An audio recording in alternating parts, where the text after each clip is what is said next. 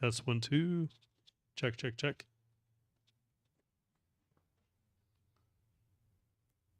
Test 1, 2, 1, 2. Check, checkers. Check, check, chess. Wheat checks. Right checks. Checks mix. Okay, where is he? I guess I'm teaching. Okay, here goes. He doesn't want me. But, awesome. Does everybody here know about what's happening? I told you. Does everybody know? Everybody know what's happening next Wednesday? Okay, you do. You don't. You don't. So next Wednesday we have the top gun trainer in the world coming here, and he's going to be teaching for free. He's going to be sharing stories, everything else. He trained the military. He trained special forces. He took so if I remember the numbers right, he took the LAPD. I think the number was 42%. I think I messed it up before. So I think it was 42% of the LAPD were graduating with marksmanship, which is the lowest. Okay. And he went in on his first training. He took it from 42% to 97%, where most of them were graduating with expert. So he took it from the lowest to the highest. And then within 3 days, he took it to 100% graduation, with almost all of them doing expert. And he kept it there for about 13 years. And so he's like the best. If you've heard of front sight, that stuff is his old stuff. You know, he said they're doing it all wrong. And front sight's supposed to be one of the biggest training. Well, now they've changed names, but anyway, they're supposed to be pretty amazing. So, yeah. So, anyways. But if you guys are around 6:30 p.m. here, but you need to reserve because it's only, we have 100 seats and we're going to fill up. So we sent out the email last night. We have probably 30 people already, and we'll probably get another 40 over the weekend is my guess. Anyways, but you'll see the recording too. All right, well, where we went. Got this ready for him.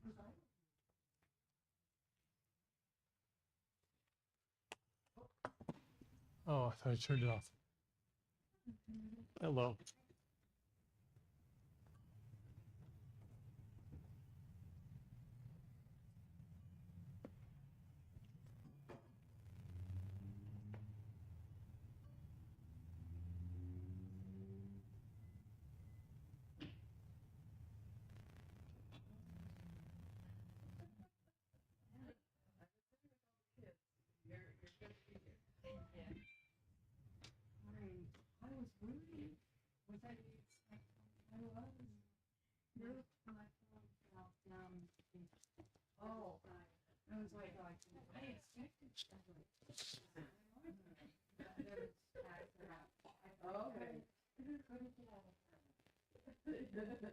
Well, welcome.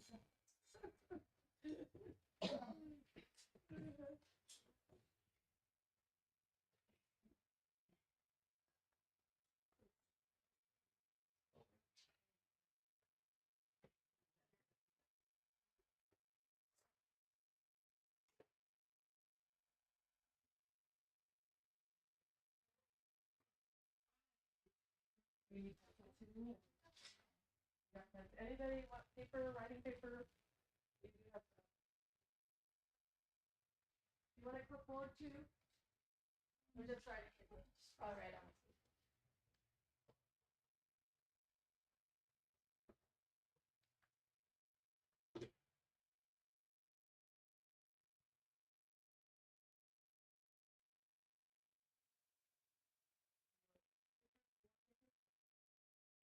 Okay.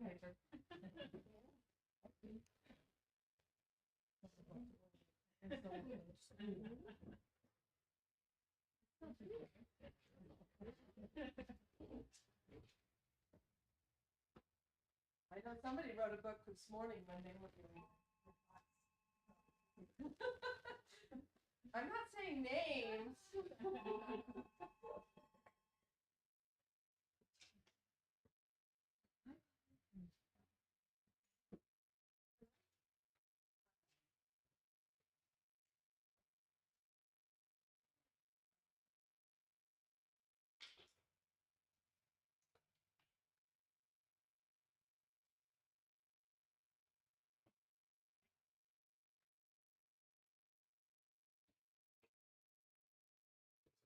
kits. Everybody has training kits. Okay. Everybody. Okay. Awesome. Celeste. There you go. Oh, sorry, can I get a bottle of water?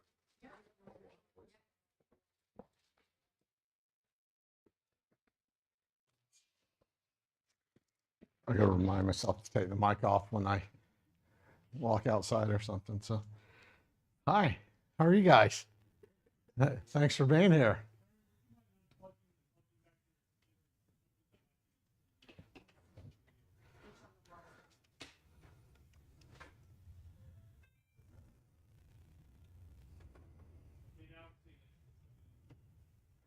Do you have the volume?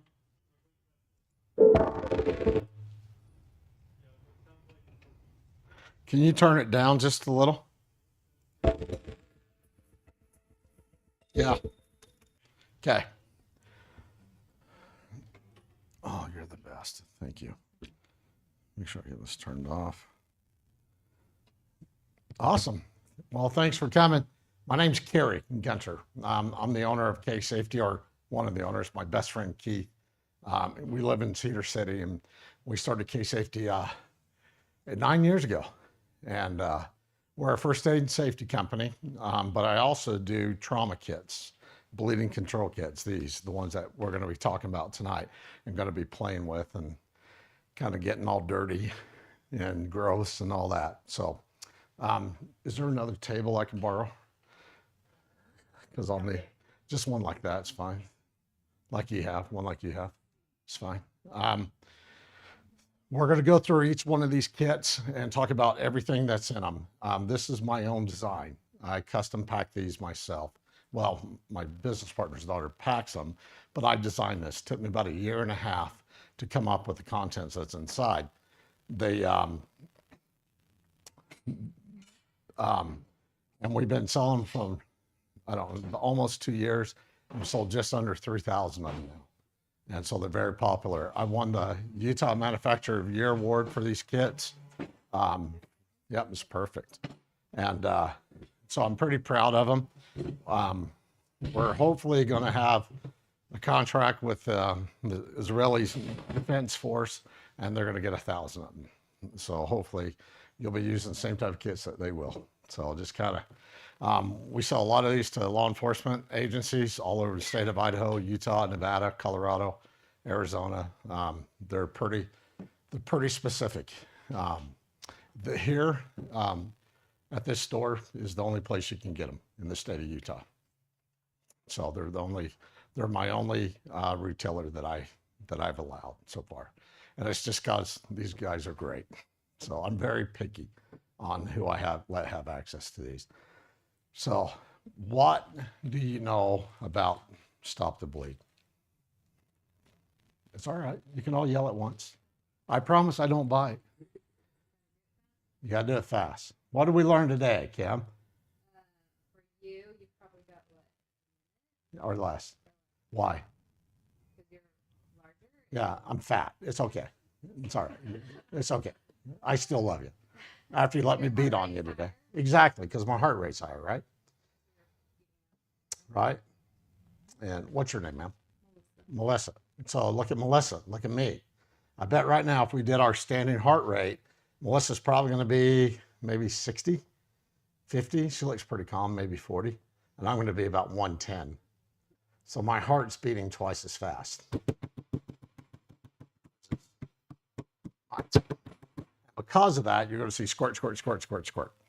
Does that make sense? For her, it's going to be squirt, squirt. Hey, well, you're tardy.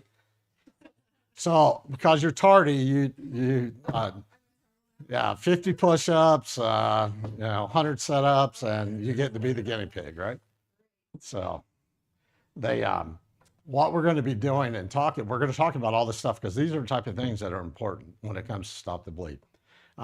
There's 1,000 different type of, they're called IFAKs, individual first aid kit. That's what an IFAK is called. I call these KFAKs because I do not want them to be associated with an IFAK because an IFAK has about 8,000 things of alcohol pads and everything you don't need to stop the bleed. These are specifically designed to stop the bleed from a major laceration of an artery to a gunshot wound to the chest. And that's what these are for. And you can do some minor stuff, and we're going to go over that. I'm not going to lie, might be a little painful. You might get a pinch or two when you put the tourniquets on. You might feel, a little uncomfortable, but that's what this class is about, to make you feel uncomfortable. Okay? I don't mean to hurt anybody's feelings or anything like that, or purposely cause physical pain, but you're going to feel a little pinch or two. Is everybody okay with that?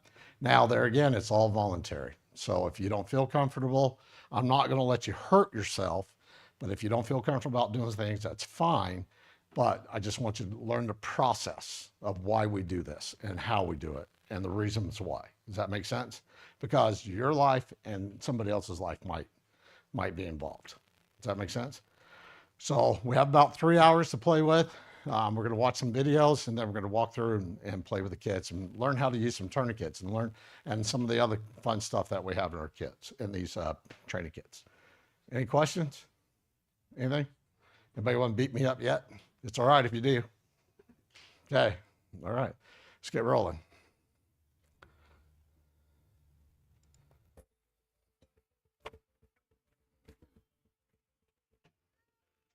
Immediate responders should follow established procedures for stopping life-threatening bleeding.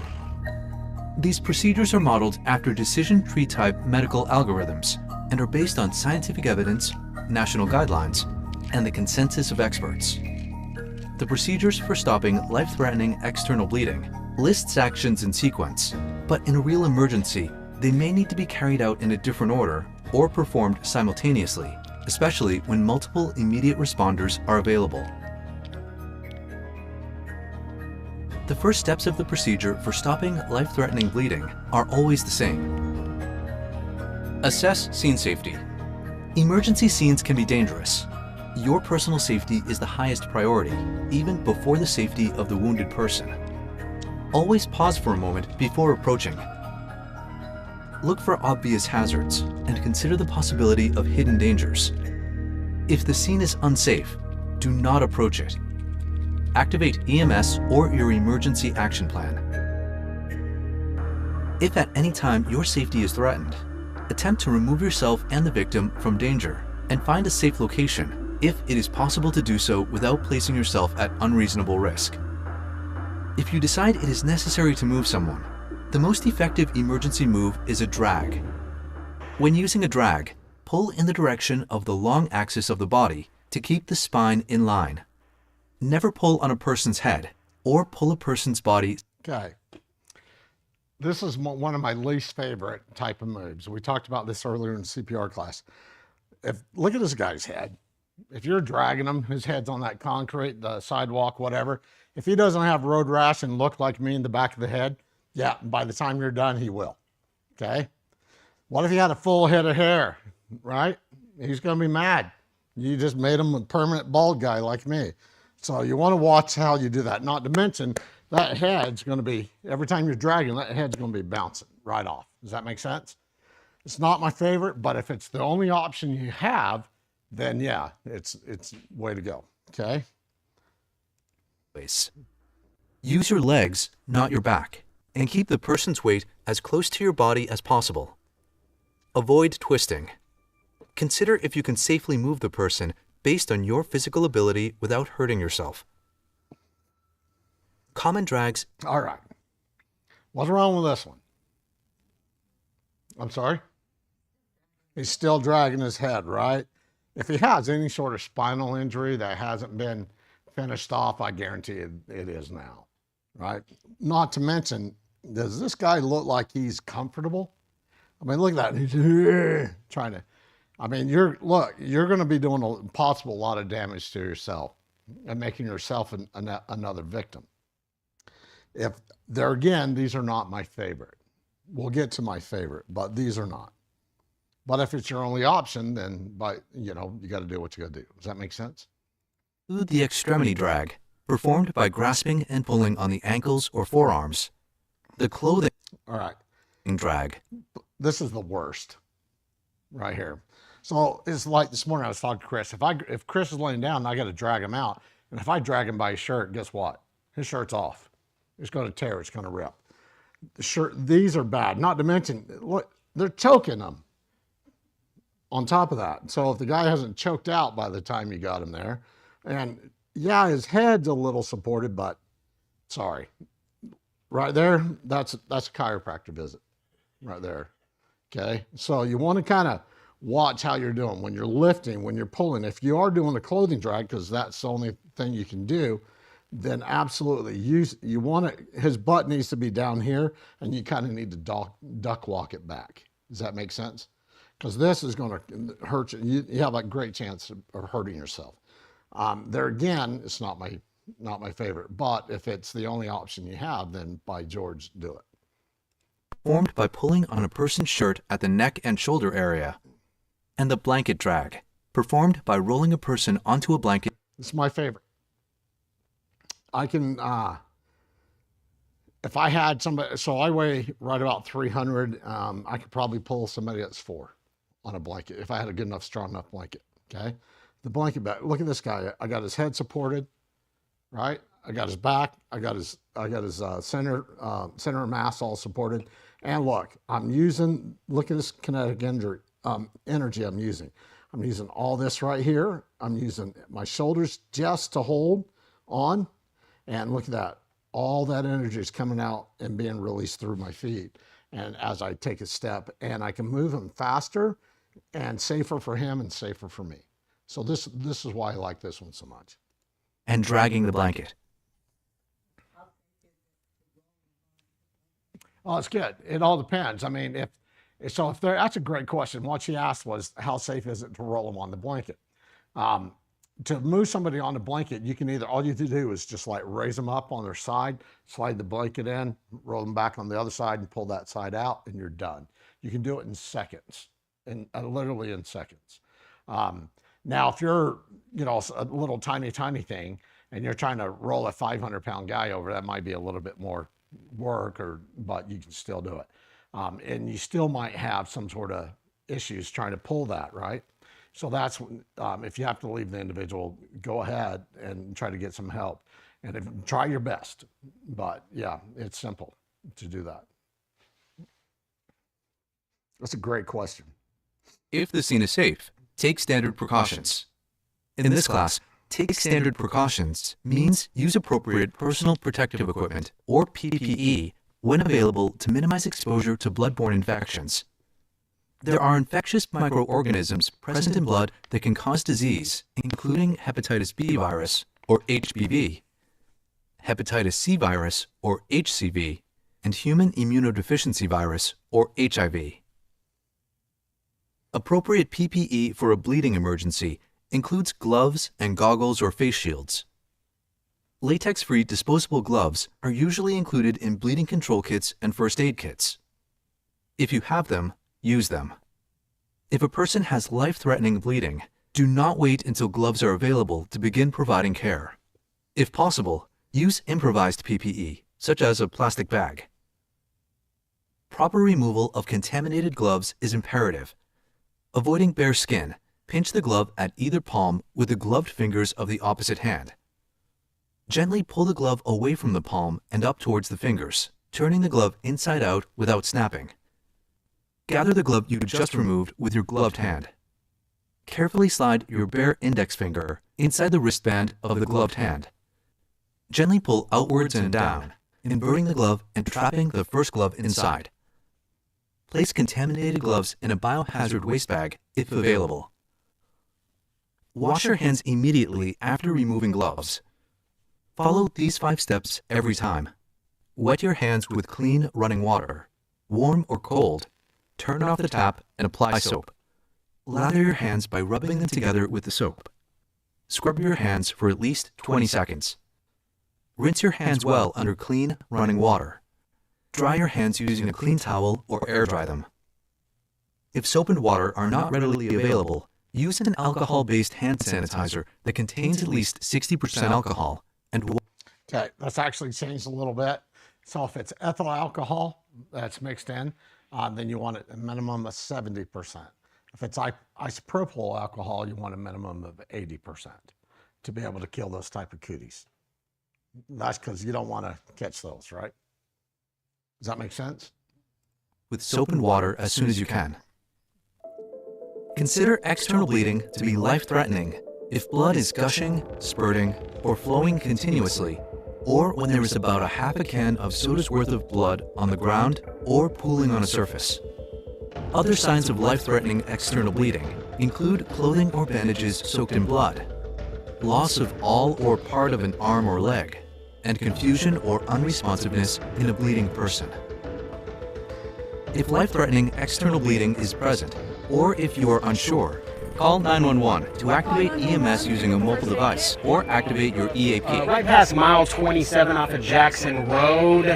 Activate emergency action plan. EMS dispatchers, also called telecommunicators, have the responsibility to prioritize emergency calls using the information provided by the caller. They notify and dispatch the appropriate responders and offer first aid instructions to callers. When you activate EMS, listen to and follow the dispatcher's instructions. Answer questions as clearly and concisely as you can. Turn on the speaker function of your mobile phone so you can listen to the dispatcher and provide first aid following their directions at the same time. An Emergency Action Plan, or EAP, is a written document required by particular Occupational Safety and Health Administration standards. The purpose of an EAP is to facilitate and organize employer and employee actions during workplace emergencies. As an immediate responder, you should know how to activate your EAP at work. It might be just calling 911, or you may have to use an internal telephone number, intercom, public address system, or a specialized emergency notification system. After activating, send someone to get a bleeding control kit unless it is readily available to you. In some public places, a wall-mounted bleeding control kit may be available next to an automated external defibrillator, or AED. The contents of a bleeding control kit vary, but typically contain disposable gloves, at least one commercially manufactured ready-made tourniquet, 4x4 gauze sponges, a gauze roll, hemostatic dressings, trauma shears that are designed to cut through clothing, and an instruction card for proper use of the kit contents. The procedure you use to stop life-threatening bleeding will depend on the availability of a bleeding control kit and its contents.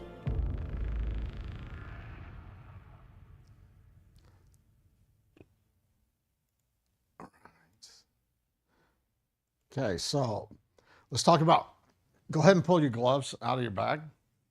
Let's talk about them for a second. In your bleeding control kits, they have gloves in them, okay? They're either going to be purple like that, or they're going to be a black nitrile. They're always going to be loose. They're always going to be set out. Why? Why do you think we have them loose? Yeah, easy access, because I want you to put these on first, okay? So go ahead and don on your gloves.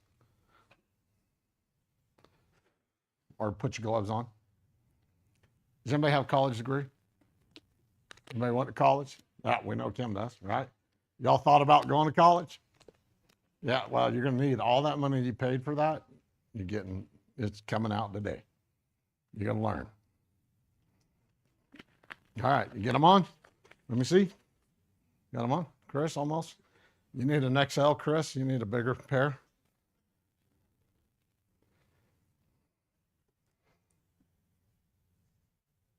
Do you need a bigger pair? I can go grab some real quick if you do. You sure? Won't take me about a second.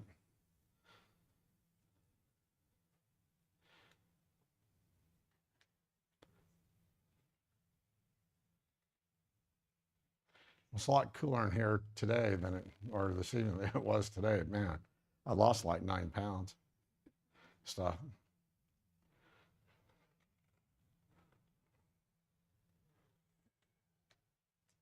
There you go. Good enough, right? I can go get some XLs for you if we need to. Okay. All right. So you got them on. So one thing you're going to be dealing with when you're dealing with bleeding control is what? Blood. Sometimes you might be dealing with fecal matter. Sometimes you might be dealing with urine. Sometimes you might be dealing with other salivas. So what are those called? Those are called bloodborne pathogens. Does that make sense? What makes up a bloodborne pathogen? Hepatitis A, hepatitis B, hepatitis C, and HIV, okay? And I like to add this one, but it's not a bloodborne pathogen, but I still, because it can kill you and fast, fentanyl.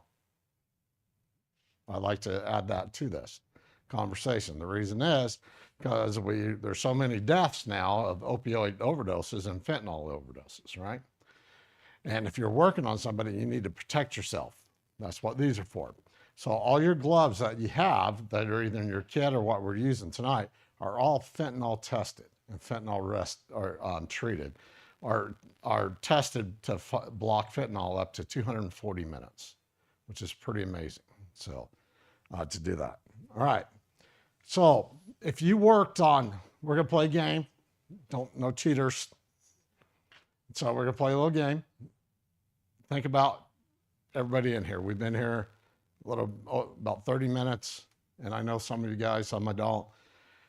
If you had to work on somebody in this room right this second, and they had blood, and you didn't have gloves on, and you got exposed, a possible exposure, who do you think this person in this room would be? Don't blot it out. I'll say it, because I already know. I know exactly who it is. I'm just teasing. But yeah, I already know who it is. Have you guys thought? And I say this with the utmost respect. And those guys watching live, I say the same thing with the utmost respect. And I absolutely do not mean to hurt anybody's feelings when I do this. But I'm sorry, I already know who it is. If I had to work on you, I know I'd catch some sort of cooties from you. You ready? And I please forgive me. It's all of you. I have to assume everybody I come in contact with, whether it's a friend, family member, or stranger, has some sort of bloodborne pathogen. Who's the most important person? Yourself. Remember that, because you might hear that one or two more times today. Yourself. You guys have friends? Do you have family members? You have kids, grandkids, cousins, dogs, goats, chickens? Any of that? Okay, so for livestock, but all right. How would you feel if you got exposed to a bloodborne pathogen and you pass that on to a loved one or to a friend? Because you didn't take 10 seconds to put some gloves on. Think about it. Always put your PPE on, okay? So if you got exposed to hepatitis A and hepatitis B, you guys know what that does? It affects the kidneys and liver from filtering toxins out of your blood system, right? So if you have one too many bad pepperoni pizzas and all that grease and all that whatever else, or you ate something or you ingested something and it's toxic, and that's what helps filter out the liver and kidneys. If you got exposed to Hep A, Hep B, how long do you think it generally takes for you to, what do you think the average is? No, a little less, a little bit less, a little bit less. You're close. I like where you're going, though. 2 years, a little bit less. Anywhere from 6 months to a year.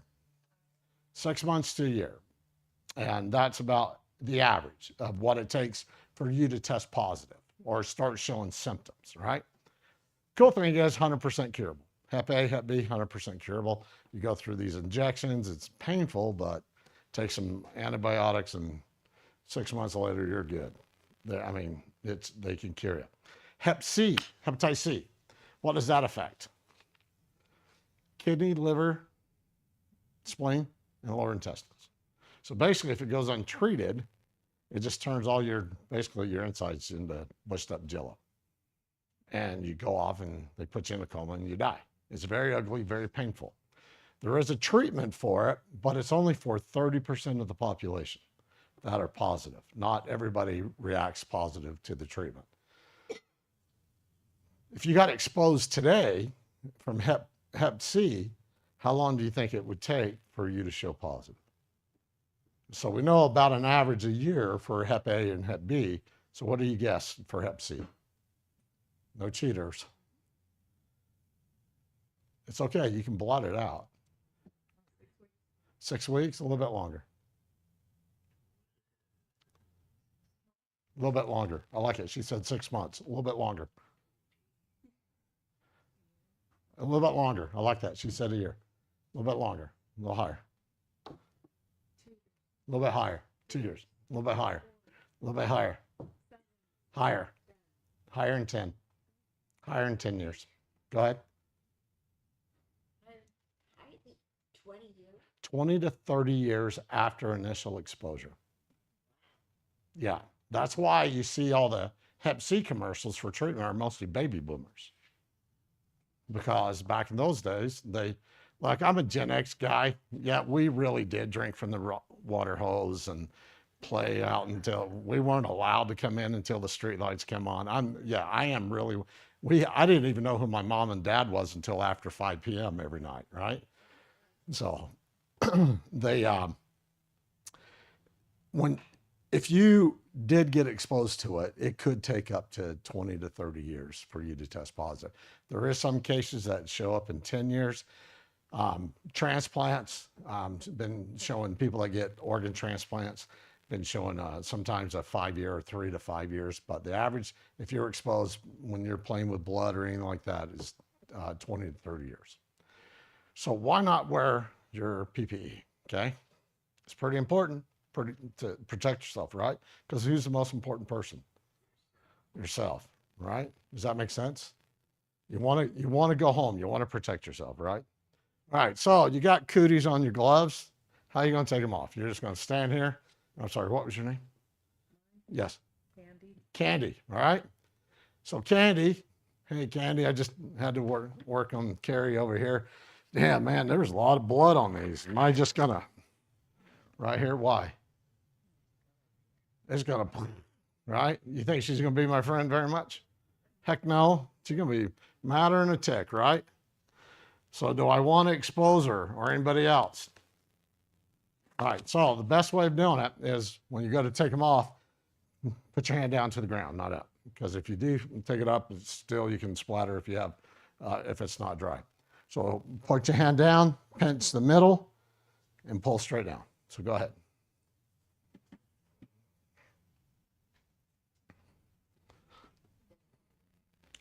And then ball it up. Take 1 or 2 fingers up underneath the collar of the glove and turn it inside out.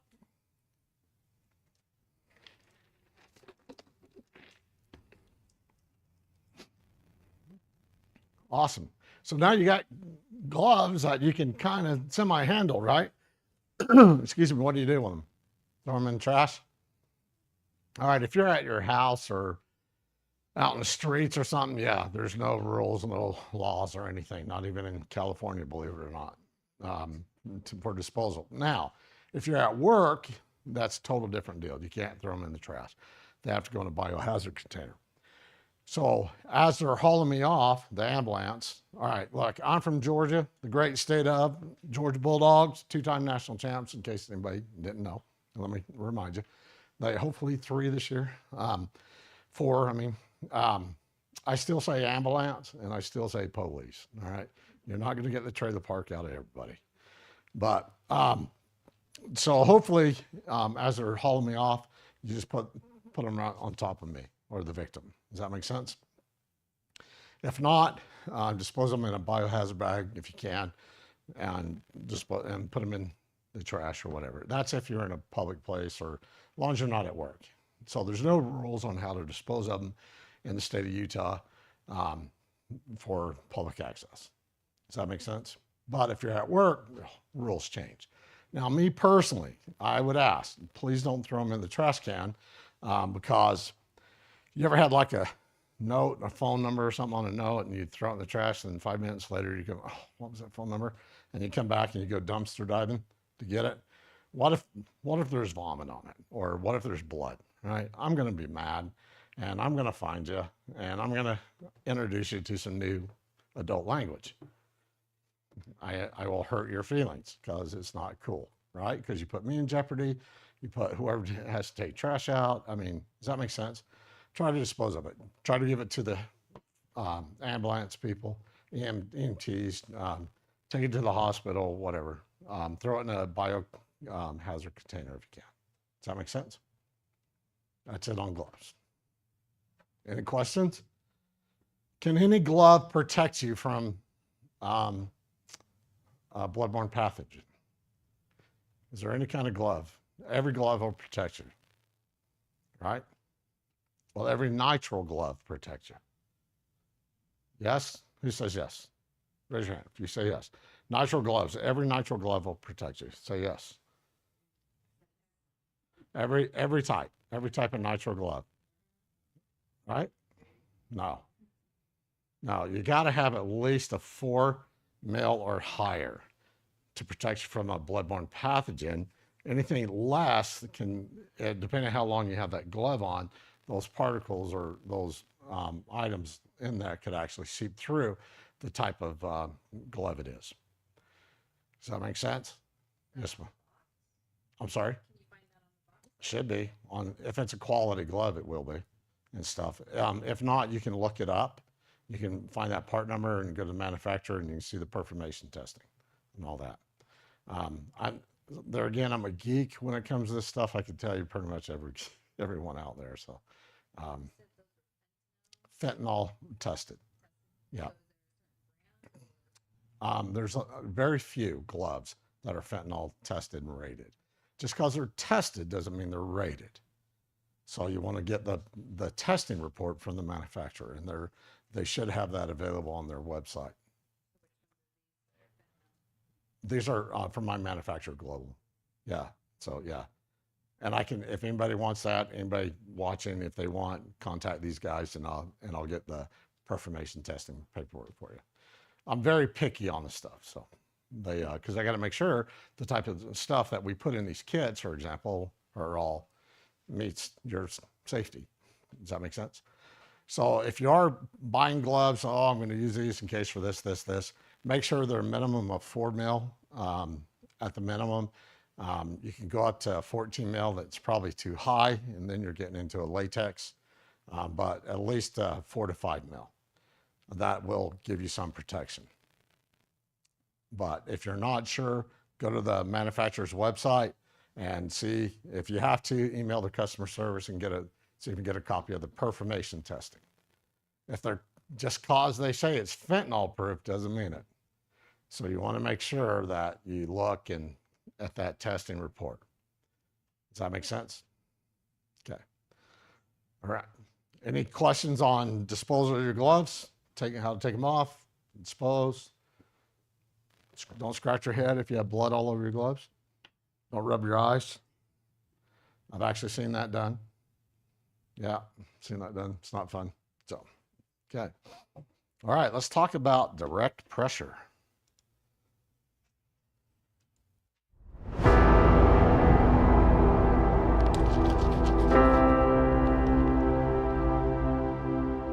When life-threatening external bleeding is present, but a bleeding control kit is not readily available, apply direct manual pressure on the wound to stop bleeding. If a basic first aid kit is or becomes available, it should include trauma pads and sterile gauze pads to stop bleeding. Introduce yourself and ask, "May I help you?" If the person consents, stop the bleeding. Consent is implied if the person is unresponsive or unable to respond, or when a child is severely injured and a parent or legal guardian is not readily available to provide consent. Find the source of the bleeding. Open, lift away, or remove clothing covering the wound so you can clearly see it. Use direct manual pressure on the wound with sterile trauma dressings, compressed gauze, or a stack. Please don't use 58 gauze pads to stop the bleed. That absolutely will not work. Okay. I mean, it probably will, but that's such a waste. Not to mention you're having to push almost 3 times as hard down because of that. Does that make sense? You don't, start off with 3, 4, 5, put on there. And if you have to move up, but once you get up to 10, and if it's still saturated, if you're using that much, you better have a damn tourniquet on. Just point blank, because that's what's going to stop the bleeding. It's not all those gauze pads. 10 sterile 4x4 gauze sponges from a basic first aid kit, if available. Focus direct manual pressure on the bleeding vessel within the wound. Pressure stops bleeding by compressing the bleeding blood vessel. If sterile dressings are not available, use any clean material available, such as clothing, a towel, or other absorbent materials. If there is no clean material available, apply direct pressure without a dressing. Direct manual pressure on the bleeding vessel is critical to stop bleeding. Use the heel of one hand, with the other hand stacked on top of the first. Or use the pads of 3 fingers of each hand stacked on top of each other. Push straight down, with the shoulders directly over the... Okay. Does it look like that gentleman's going to be able to hold that pressure for 3 minutes without wearing himself out? Probably not. Probably, to be honest, probably not. I mean, you look at him, he's just so focused right there. Not to mention, this is what's going to happen in a real life scenario. See that hand right there? It's going to end up on that other side of his face. Or it's going to end up here, or it's going to end up here, or it's going to end up here, or she's going to be doing this if he's doing that with that much pressure and that many gauze pads. It's excruciating pain. She will be screaming, yelling, I mean, everything else. Not to mention, she's probably half ninja and be able to swap those legs of hers and blink right there in the head. Because I literally have been kicked in the face and the head by people when I was applying tourniquets. So, yeah, you kind of want to pay a little attention to that, okay? Hands and elbows locked. Push down hard onto the wound, even if it is painful to the injured person. Use continuous pressure. If blood soaks through the gauze or other material, press harder. Yeah. Keep pressing hard until the bleeding stops. If blood soaks through all those gauze pads, that's not working. You better get a tourniquet on if they haven't already bled out. Don't remove pressure to add more gauze, and don't remove blood-soaked materials. Be aware that fatigue may occur and can affect the quality of direct manual pressure. Keep pressing hard until the bleeding stops, a tourniquet is applied to an arm or a leg, someone takes over for you, or the scene becomes unsafe. Okay, when you're applying pressure to, you have your kits, go ahead and your gauze pads, or your ABD, one of either these or this, it doesn't matter, either one. If you're going to use your gauze pads, you're going to probably use 3. This, you'd probably just use 1. Open it up. It's called a combine pad. You can use it either or. I really like these. They absorb a lot of liquid, a lot of blood.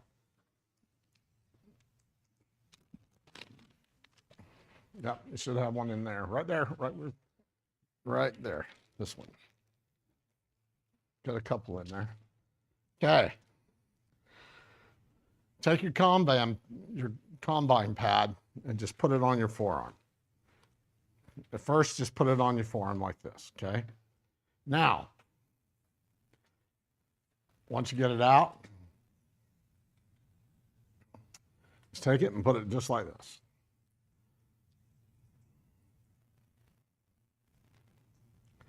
Now, show me how, if you had a major laceration, whether it's life-threatening or not, show me how you're going to apply pressure. Squeeze your arms. Cheater. Show me how you're going to apply pressure. Cheater. These guys were in the class this morning, so. You were last week, right? A couple weeks ago? Weren't you here? Okay. So, show me how you're going to do it. Apply pressure. Squeeze harder. Squeeze harder, Candy. You're definitely not squeezing hard enough. Go, squeeze. Oh, you're almost there. Almost there. How's your hand? Your fingers? Tired? Okay. Could you keep that pressure up for 3 minutes? No? Okay. All right. You want to learn a little more effective way? Okay. So fold this up. Guess what? Now you have about 4 gauze pads, 5, 6 of the thickness of them. Okay. So put it there. Now try to apply pressure. Do you feel that difference? It's a little bit harder. It's a little easier. So fold that up. put it? Is it a little harder or a little easier? What do you think? It's a little different, a little bit more because you're having to push that much more difference in thickness down. Does that make sense? Well, there's some way, a different, cooler way. All right, let me show you. You guys ever been in the military? Anybody? Nobody? Okay. Anybody watching at home? Been in the military, you'll understand what I'm about to do. This is called the knife hand. If you're in basic training, your drill instructor, this was his weapon of choice. It's called a knife hand. And it worked in a couple different ways. If you screwed up, this was in your face. If you needed to go somewhere, depending on which direction, it was either that way or it was that way. That's what they call the knife hand. And unfortunately, in my life, I've had this in my face multitudes of times. And not from my dad growing up and everything else. But it's an effective method, an effective tool to apply pressure. So take the tips of your fingers right here, just like this,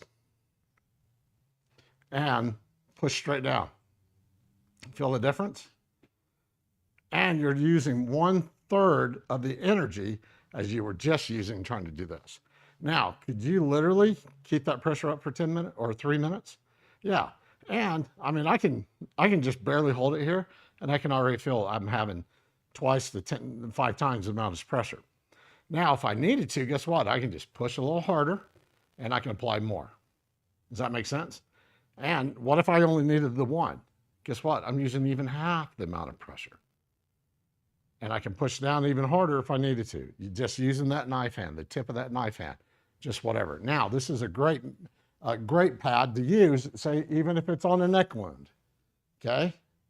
You can do it there. Oh, that kind of feels a little good. I'm a little stiff right there in that neck. That little muscle right there kind of hurts. No. But I can do it this way. There's another method that you can do other than doing this. It's called a C-clamp, and it really only works on the arm. So you take the tips of your fingers, doesn't matter left or right, whatever, the bottom part of your fingers and your thumb, if it's on, it only really works on your arm, put that there and up underneath and squeeze down. Squeeze down like that. It's called a C-clamp. It's very effective. Now, you can't do it on the throat unless you don't like the person. I mean, just kidding, right? Unless it's your spouse and you're mad at them for some reason or whatever. One of your kids, it's an effective way to control a kid. I'm teasing, it's a joke. But yeah, the only way, you can't do it in the thigh, you can't do it in the abdomen or anything like that. You have to, it's really only for your arm that you can do it on. It's the most effective way. Does that make sense? Okay. All right, if you have nails, you're going to take, thanks. And what she said, there's a different way if you have fingernails. Some people have real long, some ladies have real long fingernails. So what you can do, if you do have that, it's kind of doing the knife hand, but instead you're going to take this part of right here, and you're going to put it down, and you're going to kind of slide it in, kind of at an motion like that. And you're going to push that down, and so you're going to keep those fingernails from stabbing you in anymore. The C-clamp method works very well on the same way, but if you can't do that, you're going to take your gauze pad, push down, and kind of roll it straight out, and then apply that pressure down. It's not as effective, so if you have real long fingernails, you might be in a little trouble, but it'll be all right. Yes, ma'am. Yeah, it could slow it. Yep. So what she asked, that could stop an arterial bleed. And the answer is yes, depending on, it'll definitely slow it, but yeah, absolutely it could, depending on, yeah, putting that pressure in there. So, but the best way to stop an arterial bleed is to use a tourniquet, okay? And we're gonna talk about those in a minute. All right, so the other thing you have, I want you to pull out, is your gauze rolls. Go ahead and take them both out.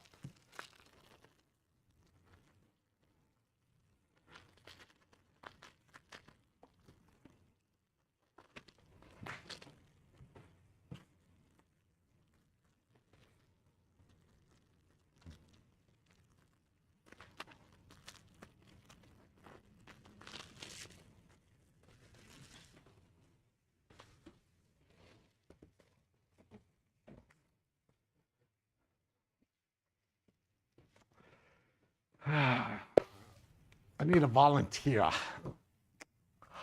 Hey, there we go. You got to take your park off, though.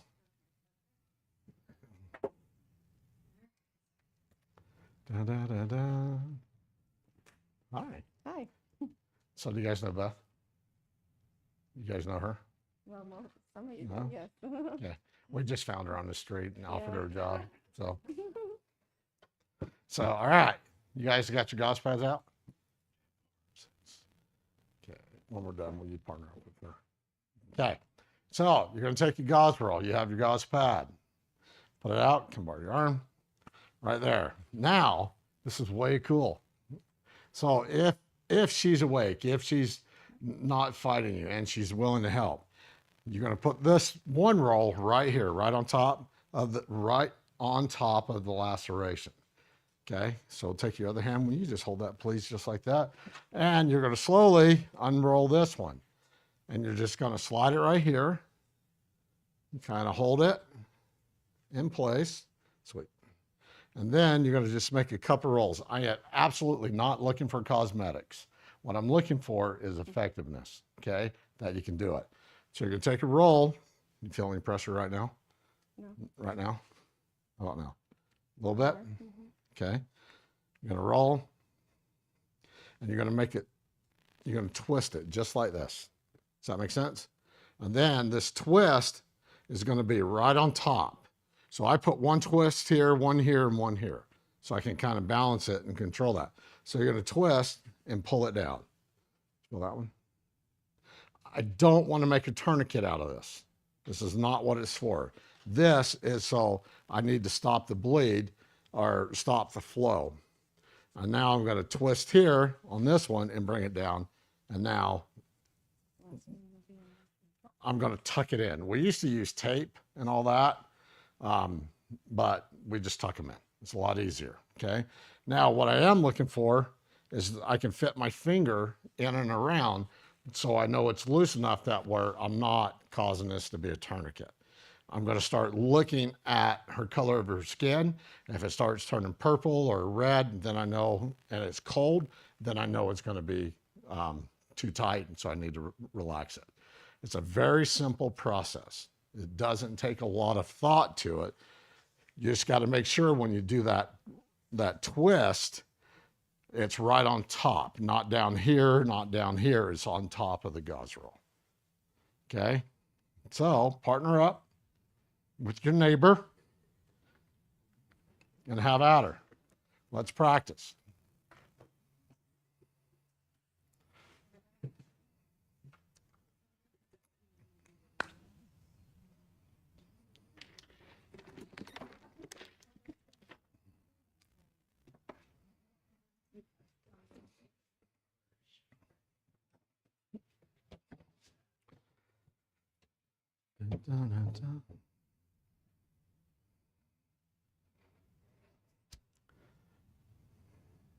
Oh, good.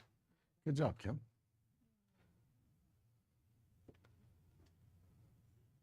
Good job. Pull a little harder, Chris. Good. There you go. There again, I'm not looking for cosmetics as much as I'm looking for technique. Sorry, we'll move this out of your way.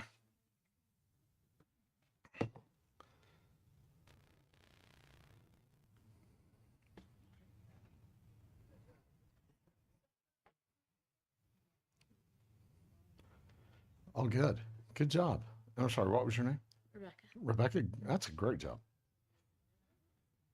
can you twist it more? Yeah, absolutely. Yeah, as long as you don't turn it into a tourniquet, absolutely.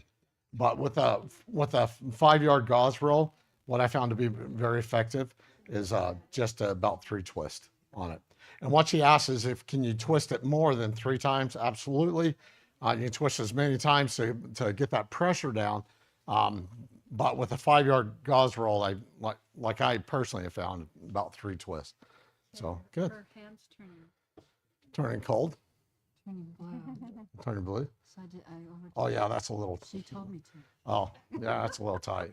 Wasn't tight at first. Yeah, that's a little tight.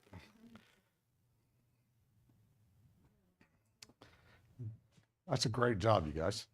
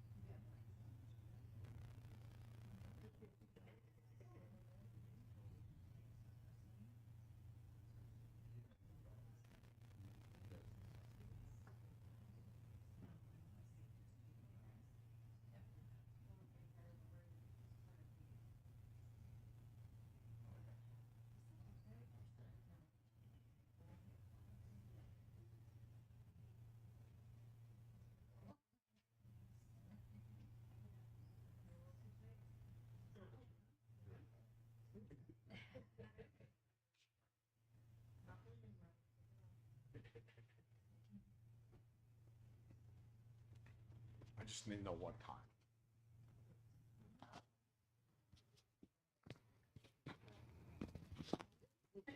Awesome.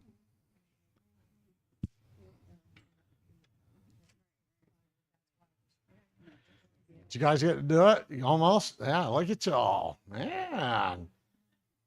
Kind of like a cast. You can just sign it. And, right? So is it, yeah, is it too tight? Were you able to fit your finger up underneath? Okay, great. Yeah, go ahead and take them off. Or you can leave it on as a souvenir. It's up, your call. So, awesome. How do you guys feel? Was that hard? Was it easy? Was it difficult? Was it strenuous? Did it take some thought? A little bit, right? It just takes practice. It takes practice. So just keep practicing, keep practicing. If it was me, I wouldn't throw this stuff away. I'd probably just reuse it until it's shredded up, and then get in touch with the store and we can get you some replacement stuff. Okay. All right, another one that you have is my favorite, or second favorite. You'll have it in your bag. It's called a Dynastopper. I love these. So go ahead and pull those out. So if you don't have one of these, this is when you're going to use these, an ABD pad or some gauze pads and the gauze rolls. Now you probably want to have at least a 4-inch gauze roll if you're going to do it. I have done it with a 2-inch gauze roll and a 3-inch, but I've always found it more effective and more useful to use a 4-inch gauze roll. Just pull it there, just like that. Come here, Beth. Now, earlier today in the CPR class, we put it on a gentleman's head, but it kept sliding off. And so, but you can actually put these on any part of the body. Okay, you can use these on any part of the body except for the throat, the neck here, because you can choke them out. Now, sometimes that might be a good thing. Sometimes it might be. I'm just teasing, right? There is things you can do if there is a vocal cord type deal or whatever. You can use a gauze pad, and you can take some gauze roll and wrap it around. You just don't want to put it too tight. Does that make sense? ABD pads work really good for the larynx and the throat area, just like that. Okay, you guys got them out? So, nope, not yet. You still haven't got it? You need some help? Just pull it. Just pull it? Yeah, just right here. Like that. Okay, yeah. There you go. See how that works? So these Dynapads or blood stoppers, they have this, it's a Telfa pad. It's a non-stick adherent pad. And it's a little bit bigger than ABD, but this will absorb about 5 times its size in moisture. So in blood, in our case. But if you kind of unroll it just a little, don't unroll it so the gauze roll will fall all out. But if you just unroll it a little bit, it gives you a little piece when you go to wrap it on. it has the one that's underneath that's being caught, but it gives you a little piece to kind of help secure it. Does that make sense? You can kind of pull it down, pull it tight here, pull this tight, bring it up, and then tuck it in. And guess what? Now look. I didn't have to have her hold it. I could do it myself. Now, this is actually one you can actually use on yourself. It's a lot easier. It's pretty simple. Now, when you make a roll, you do the same thing. You make that X, twist, and you don't do that. All right? And you pull it down. Same thing. You make the roll, just like that. Do the twist, pull it, and I apply that more pressure on there. Works the same exact way. Very effective tool to be able to apply that pressure where you don't have a tourniquet or something like that. And it's a lot better than using like 50 things of gauze pads, if that makes sense. You can do this on life-threatening or non-life-threatening type of lacerations. It's a very effective tool. So go ahead and try to put it on. Try it on yourself. Yeah, we'll watch you. Yeah, me too, right? So do you use this one to wrap with after you put this Yep.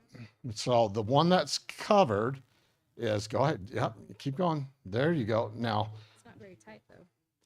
so it's kind of, let me grab one, I'll show you.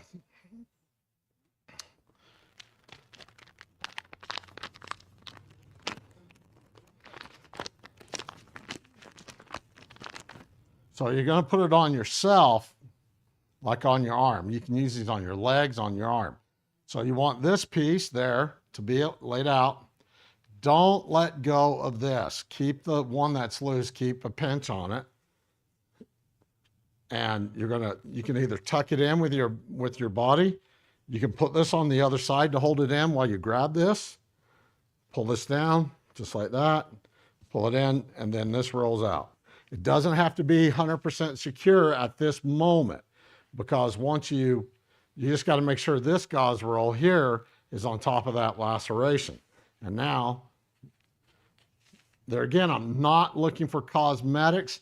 I'm looking for motor skills, basic skills. Pull it down, twist if you want, but keep rolling. Now, I do this a lot, so it's a little easier for me. But it does take a little practice. But get kind of used to it, because you don't know if you're going to go out somewhere by yourself. You don't know if you're going to go to the mall. You don't know if you're going to go to the mountain or anywhere else. You don't know. It's a compress bandage. Yeah. It's a blood-stopping compress bandage.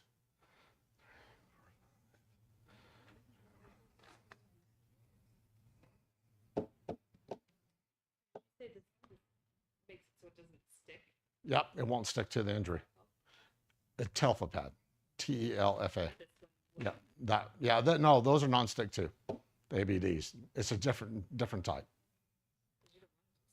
No, because when they go to cut it off, they're gonna take saline and they're gonna squirt it down anyways when you get to the emergency room. But they're just gonna cut it with shears and cut it off. Oh, there you go. You're getting it, Chris. Good job.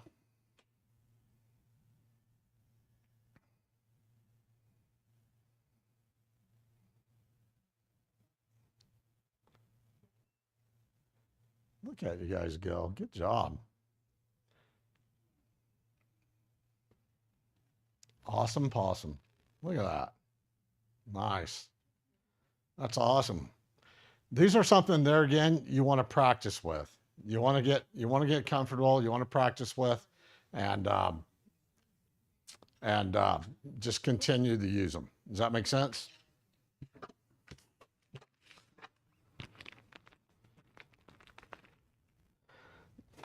Now there again, these are some of my favorite ones, but not my favoritist. My favoritist is it's called an Israeli bandage. This is the one I carry with me no matter what, where I go. Of all the bandages I carry that I have, An Israeli bandage is my number one. I could use this on any part of the body. I could use this on anywhere. It doesn't matter. I need my guinea pig. I mean, my friend. I mean, my volunteer. All right, have a seat. We'll pull this back a little bit. Okay.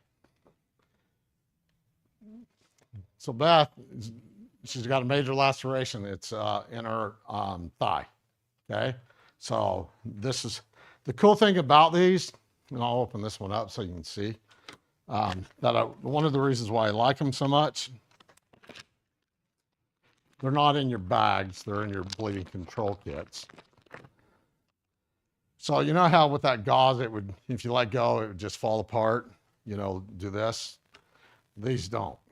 When you open it up, they just stay. There's a little string right here that holds it into place. And it keeps it from dwindling down. Does that make sense? And I'll take this and I'll pass it around to you guys. So the one that's in your bleeding control kit looks exactly like this. Now I use this one for training, and this might be the last day of using this one. It's a little elasticy now. It's a little stretched out. I'm pretty abusive on them. So she's hurt herself. She's cut herself, done whatever. So you're gonna put it on, roll it, pull it tight, and it's gonna tuck right into the spoon.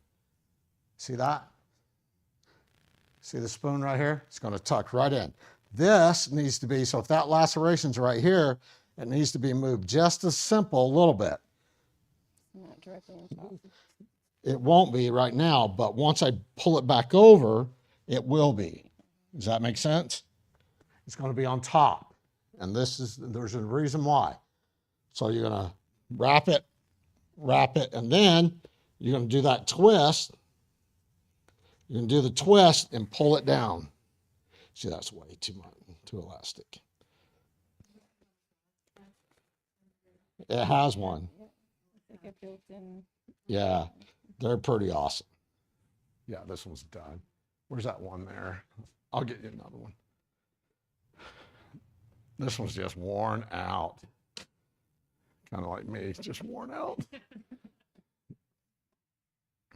Okay, the other thing is, you see how I'm kind of like bending over trying to do all this? It's not a good effective way to do it. I want to be down here where I can have more control over that injury. Does that make sense? Oh, yeah. Yep. Like, Sorry. how many? Like right here? Right there. Sorry, TV land. Okay, so, oh, sorry. Oh, good. That hurt?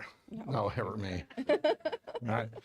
So, anyways, like I said, this is kind of tied in with that string, which is an awesome thing. So I'm going to pull it over, and you see how I just pulled that out? Just like that. I'm going to pull it in. I want this right there. Tied in. If I don't stretch it back out again, and pull it back. And now, because of that string is in there, it's keeping it from falling out. I want to pull it over, or I can wrap it one more time.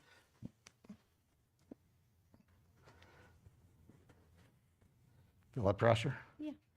A little bit. So I can wrap it again. If I need to add more pressure, I can twist it one more time, wrap it, pull it tight. I don't want a tourniquet out of this. There again, these are not tourniquets. And once I do, and it's got these clips, and all you do is just clip it in, just like that. Most effective compress bandage ever made. I love these. I do not go anywhere without them. So is that too tight? No. So here, except for you don't want to, you want to make sure you get it clipped in all the way. Sorry. Does it have to be clipped on both sides? It should be, Okay. yeah. What she asked is, does it have to be clipped on both sides? And it should be. So, does that make sense? Just slip this on one side, but you need to clip it on both sides. Yeah. And that's how you use an Israeli bandage. This you can use on any part of your body, anywhere, except for your neck. You can. You actually can use it. You just don't want to choke them out. I'm sorry? What part of the this part, it's going to be, so for example, well, she asked, where does this part go on the bleeding, on the laceration? So if the laceration, say here, I want this here because I'm going to fold it back over here Okay. like this. So not necessarily that part. Right, the cup.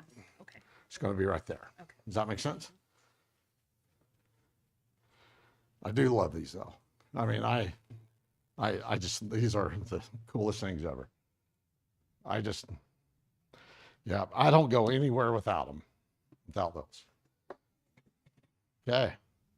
Any questions on compress bandaging, applying pressure, bandaging a wound, any of that? Anything at all? Here, you can get them, these guys will have them, stuff like that. I also have a 6-inch one for a larger person, and they'll have them up here next week. And then your bleeding control kit, guess what? There's a direction how to use it. Right here, how to use it, so. Yep, yep. How to use tourniquets, kind of something, just a little insert to kind of help walk you through how to use things. Awesome. Do you guys have any questions on anything that we talked about so far? Discussed, worked on, anything at all? Any questions from TV land or video land that you know of? Okay.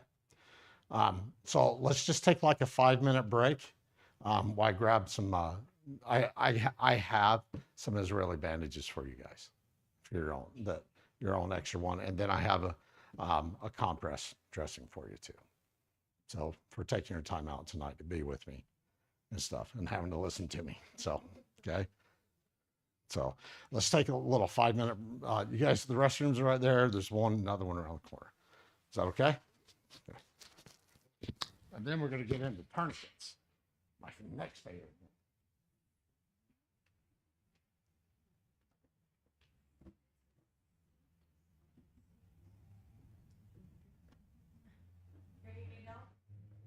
I'm sorry? No, no. Oh, here it is. It's looking for my key. Oh, okay.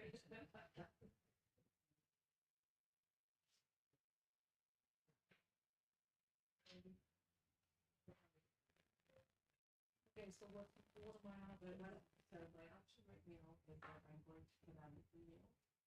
Let's see what the interest is. So that's for my next thing. And then if there's a big interest, because I was surprised that we didn't get a big turnout. I was shocked. Yeah. So to me, I want to feel out. Maybe it was just a bad month for people because of graduation, everybody's school activities, all of those kind of things could commit to 5 hours. So we're not looking at, no, not right this minute. I don't want to put that. I want to first put out an email saying how many people are. But that happens to be the graduation party weekend. Everybody's graduating, they're so. Check 1 2. Even though I kind of scheduled, but I'm just thinking, well, let me see. Yeah, let me see what the let me send out one next week. Then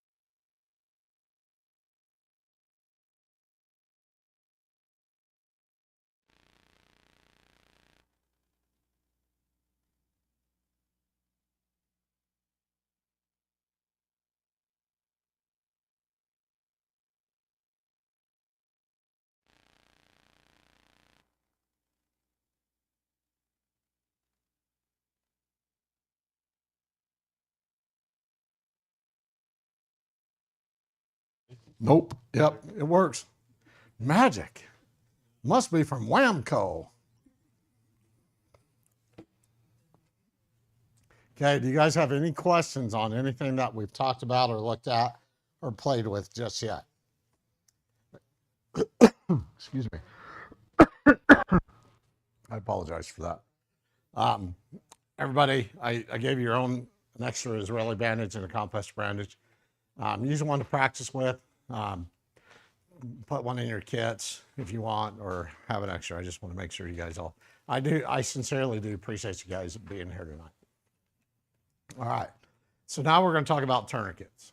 One of my favorite things. Tourniquets and AEDs. Well, let's go back one.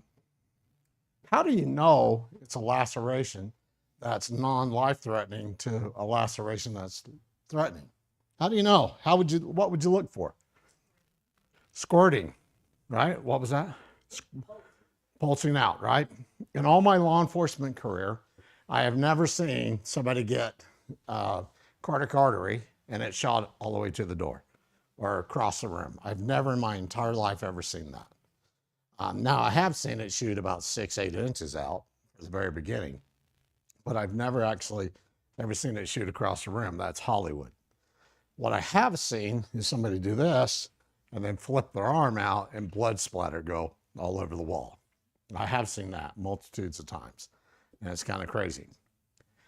What I want to look, there's two things. If it's if it's an arterial, and that's how you're going to know it's life-threatening. It's going to squirt, squirt, squirt, right? It's going to come out bright red until it hits oxygen. Once it hits oxygen, I mean that fast, it turns to a dark red, a maroon color. Does that make sense? So I don't want you looking at the color. A lot of people, oh yeah, I can tell it's a bright red, right? Well, not really. For like 100th of a second, it will be. It's generally, as soon as the blood hits oxygen, I mean, the moment it hits, it generally starts to turn that maroon color. Does that make sense? So what I want you to look and identify with is the squirt, is the pulsing, blah, blah, blah. Now, what's weird is it's going squirt, squirt, squirt, squirt, squirt, squirt, squirt, squirt. What's happening? You're bleeding out, right? Once your body gets to about 50 to 60% blood, the chance of cardiac arrest is this high. To go with it. It's called secondary cardiac arrest. Bleeding out and cardiac arrest go together. It's going to, if you don't get that bleeding stopped, you don't get it slowed, expect cardiac arrest to occur. That's going to be a give me, okay? Understand that. If you don't get that bleeding to stop or to slow, cardiac arrest is coming. And what happens if it's cardiac arrest? What's the body doing? It's fibrillating the heart. It's unable to push oxygenated blood throughout the brain and throughout the body and vital organs. When that occurs, that's a bad thing. So now you have a bleeding control deal and you have cardiac arrest. What's the most important? Because what's the most important to treat? How long do you think it would take for me to bleed out? About a minute. How long does it take for you to resuscitate somebody from cardiac arrest with the use of a defibrillator? Because you have to have a defibrillator to bring somebody out of cardiac arrest. You can do chest compressions all day long. But if you don't get that bleeding stopped and you're doing chest compressions, what do you think is happening? You're squirting out more blood, okay? That's what we're doing when we're doing chest compressions. We're mimicking that individual's heart. And because of that, we're pushing that blood throughout the brain and body, that oxygenated blood. And if it's an open artery, say cardiac artery, guess where it's coming out? And if you're on that side, what if it's a brachial artery? It's going to be probably coming out for up here or down in this area. So there's a couple of things you got to know. Get that person, get that bleeding stopped, get that tourniquet on there. Tourniquet, tourniquet, tourniquet, tourniquet. If you think it's a bleeding control issue, a life-threatening, put that tourniquet on. get that bleeding to stop. Does that make sense? Anybody you don't know what I'm talking about, or you like, yeah, that bald guy's full of crud. You got to get that bleeding to stop. Yes, ma'am. Far away from anywhere, and you put a tourniquet on, how long can you leave that tourniquet on before it's gonna? That's a great question. So what she asked was, once you apply a tourniquet, how long can it stay on before that limb is damaged? Well, with the old type of tourniquets, like the spider ones, some of the SWAT tees using a belt, some of these other ones, and if you only put it a couple inches above that artery or that laceration, an hour, 2 hours, depending on the nature of the injury. That's the key. If you put it up high in the limb, is how we teach you now, or high in the groin area is how we teach you. And depending on the nature of the injury, you can have 12 hours and still be able to save that limb. It all depends on what the nature of that. And that's what we've learned from COTC and TCCC. And that's the agencies. Well, it's kind of a long story. If you want to know, we'll talk more about that another day.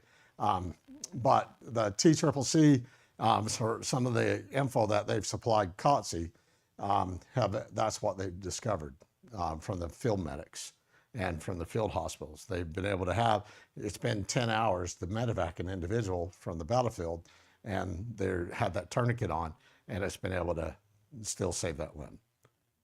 Now, is it going to save every limb? No.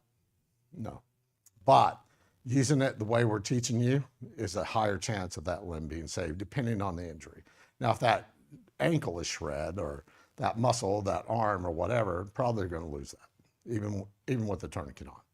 But if it's just a major laceration like here, or in the thigh, maybe it's a femoral artery, you can still possibly save that limb with that tourniquet.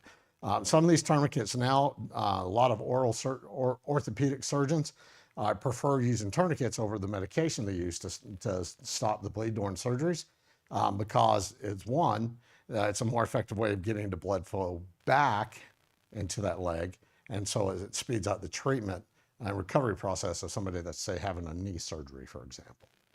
So they're used in surgeries now. They're used in course incidents like this. They're used in all sorts of different things now. They're very common. And so we're going to talk about where to get them and where not to get tourniquets from, because there are some pretty scary places to get them from. So that's a great question. Fantastic. Did I answer that for you? Okay. Any other questions about that? About how long you can leave a tourniquet on, or how long you should have? We had a guy up on Cedar Mountain, where I live at, down in Cedar. He had it on for about 48 to 50 hours and on his arm, and his arm never, still, come 100% back. High up on the moon. Yeah. It took about a month for him to get full use back, but yeah, worked perfect. Yeah, I saw him the other day before I left. So yeah, it all depends on the nature of the injury and where you place that tourniquet. And we're going to teach you, and everybody watching, high up on the limb, high up in the groin. Okay, we're not putting it a couple, 2 or 3 inches above that actual laceration. That's how we used to teach it.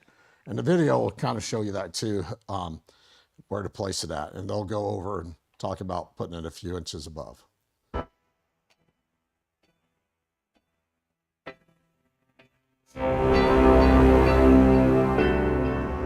When life-threatening external bleeding is present and a bleeding control kit is readily available, use a commercial tourniquet, wound packing materials, or a hemostatic dressing, depending on where the wound is located. When life-threatening bleeding from a wound on an arm or leg is present, use the commercially manufactured, ready-made tourniquet from the bleeding control kit as soon as possible to stop the bleeding. A commercially manufactured, ready-made tourniquet is a tight, wide band placed around an arm or a leg and tightened to compress blood vessels and stop bleeding.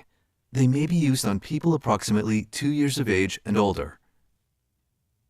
Introduce yourself and ask, "May I help you?" If the person consents or consent is implied, open or cut away clothing over the wound so you can clearly see it. Follow the tourniquet manufacturer's instructions. The basic steps are place the tourniquet, turn the windlass, secure the windlass, and document. Place the tourniquet at least 2 to 3 inches above the wound, between the torso and the wound. It may be applied over bare skin or clothing. So this is Do an not older place the video. tourniquet over the Hopefully wound they'll have or the new over one a out this joint. year. Pull the free end of the tourniquet strap through the buckle. Pull the strap tight around the limb and fasten it. Turn the windlass, rod, knob, or operate the ratchet until the bleeding stops. Tell the injured person to expect pain. Getting the tourniquet right means getting the tourniquet tight. A tourniquet will cause pain, but it is necessary to stop life-threatening bleeding.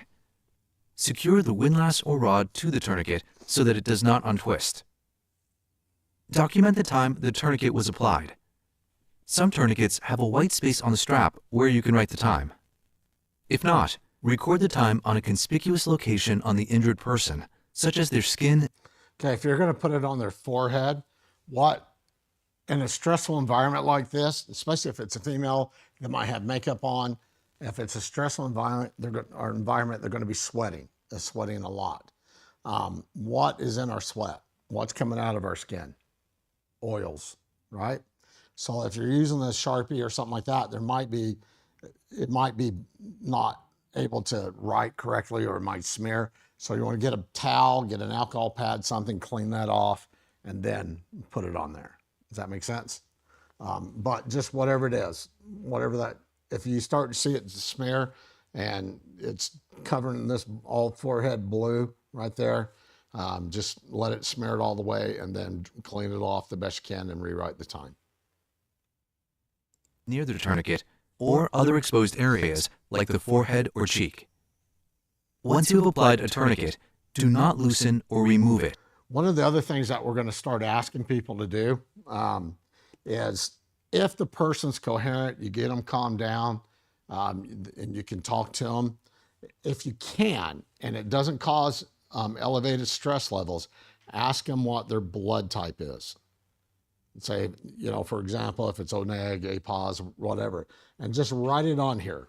A pos, A with a plus sign, O with a negative, B, whatever it is, okay? The reason is, it's EMTs, and when they get to the emergency room, they can look at that and say, hey, this guy's O negative, all right? And so until they can actually verify that blood type, it allows them to give, okay, hey, we want to give this type of plasma this much, whatever, at this flow, this rate, whatever. So it kind of helps restart rebuilding those blood cells and replacing some of that by using plasma. Does that make sense? So it's a very good, effective way, if possible, if you can. But if you can't, if the person's wigging out, they're stressed out, anything like that, then you're not going to be able to do that. Does that make sense? Most people know their blood type. Yeah, some do. Some will say, I don't know. Okay, leave it alone. And what she asks is, does most people know their blood type? The answer, some do. If they don't, then don't worry about it, okay? But if they do, like I'm O negative, right? I have rare blood. I can donate to pretty much anybody. They don't know if you want it, but I'm sure, because you might turn into a cuddly bear or something. I'm just saying, But no, if you don't know it, then they don't know it. Then don't stress them out and say, "Are you sure? Think about it." Don't. Just, if they say no, leave it there. Move on. Does that make sense? Great question. If bleeding is not stopped with the first tourniquet and a second one is available, it can be applied side by side above the first. Okay. The second tourniquet, the first one we're going to have as high as we can. The second one is going to go 2 to 3 inches below that one. Now, sometimes that laceration, or say if it's in a femoral artery, that tourniquet might be 1 or 2 inches above that laceration. Okay, that's fine. But that first one, you want as high as you possibly can. The second one, You want a couple, 2 to 3 inches most below it. And then once you get that one wrenched tight, you're going to have to go back to that first one and tighten it. You may have to tighten that one again. Does that make sense? Because we're going to learn how to do it. Now, the other thing about tourniquets, when you're applying a tourniquet to an individual, they're not going to like you. If they don't use adult language, they probably will then. And they'll probably invent some new ones for you. Tourniquets are very painful. They're not nice. They're not loving. They're not kind. They're not, what should we say? They're not fun at all. Let's see if we got another one here. Well, sorry. Let me grab one out of here. There's one. Okay. I need to grab another one. All right. So let's walk you through a tourniquet. Let's walk you through your tourniquet that are in your kits. So this is a windlass tourniquet, a windlass type tourniquet. I love these. These are actually made by my first aid supplier, my medical supplier. So I know there's a great quality in these. When you go to look at tourniquets, please, please, please, please, please do not go to Amazon. Don't go to eBay. Don't go to these weird fly-by-night type places. If you see tourniquets that are 10 for $5 or whatever, let me just go ahead and tell you, they're fake. They're fraud, okay? They're not going to be effective. The chances are the material that's on it, the stitching, all that, it's going to break, it's going to tear, they're going to stretch. Now, if you are going to buy tourniquets, buy 2. One to use as training and mark trainer on it, and you only use it for training. And one you use for real life, okay? Does that make sense? Because the real life one is the one that's going to use to help save that life. The training one is for you to practice with on the Saturday when your kids are being in trouble and you just want, come here, let me show you what I learned. Let me show you what I learned Friday night. Here, hold it. It just hurt a little bit, okay? So we're going to walk you through your tourniquet. So your tourniquet, the training one that you have, pull it out, open it up. This part right here is called the compression band or strap or belt, okay? This is your belt. This is, I think, 18-inch belt that's on these. So if their thighs are bigger than 18-inch, they better tell them to go do some jazzercise or something to kind of thin out. I mean, so, and we're going to start a new program. We decided this morning, Kim and Chris and I, we're going to start a new CPR exercise program and stuff because doing chest compressions, 120 of them at a time, it wore us all out. So, you know, I got a little breathy there and stuff. I was glad we had an AED over there. Thought we were going to use it. But all right, so back to the tourniquet. So this is called your compression belt, okay? It's called your D-ring or compression strap or belt grab ring, okay? This is called your windlass, W-I-N-L-A-S-S. All right. A lot of these ones that you find on Amazon or eBay or some of these generic type of websites, you literally will get it, and if it's sitting in your trunk of your car during the summer, I've literally been able to tie them into a bow, like a pretzel. They're cheap. They're just very. I mean, they really, really cheaply made.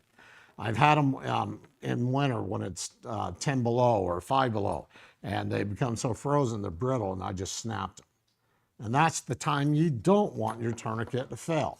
So all of these, like the ones that are in your kits that come in there, I have personally tested in extreme heat and extreme cold, all that, and they've held up every time.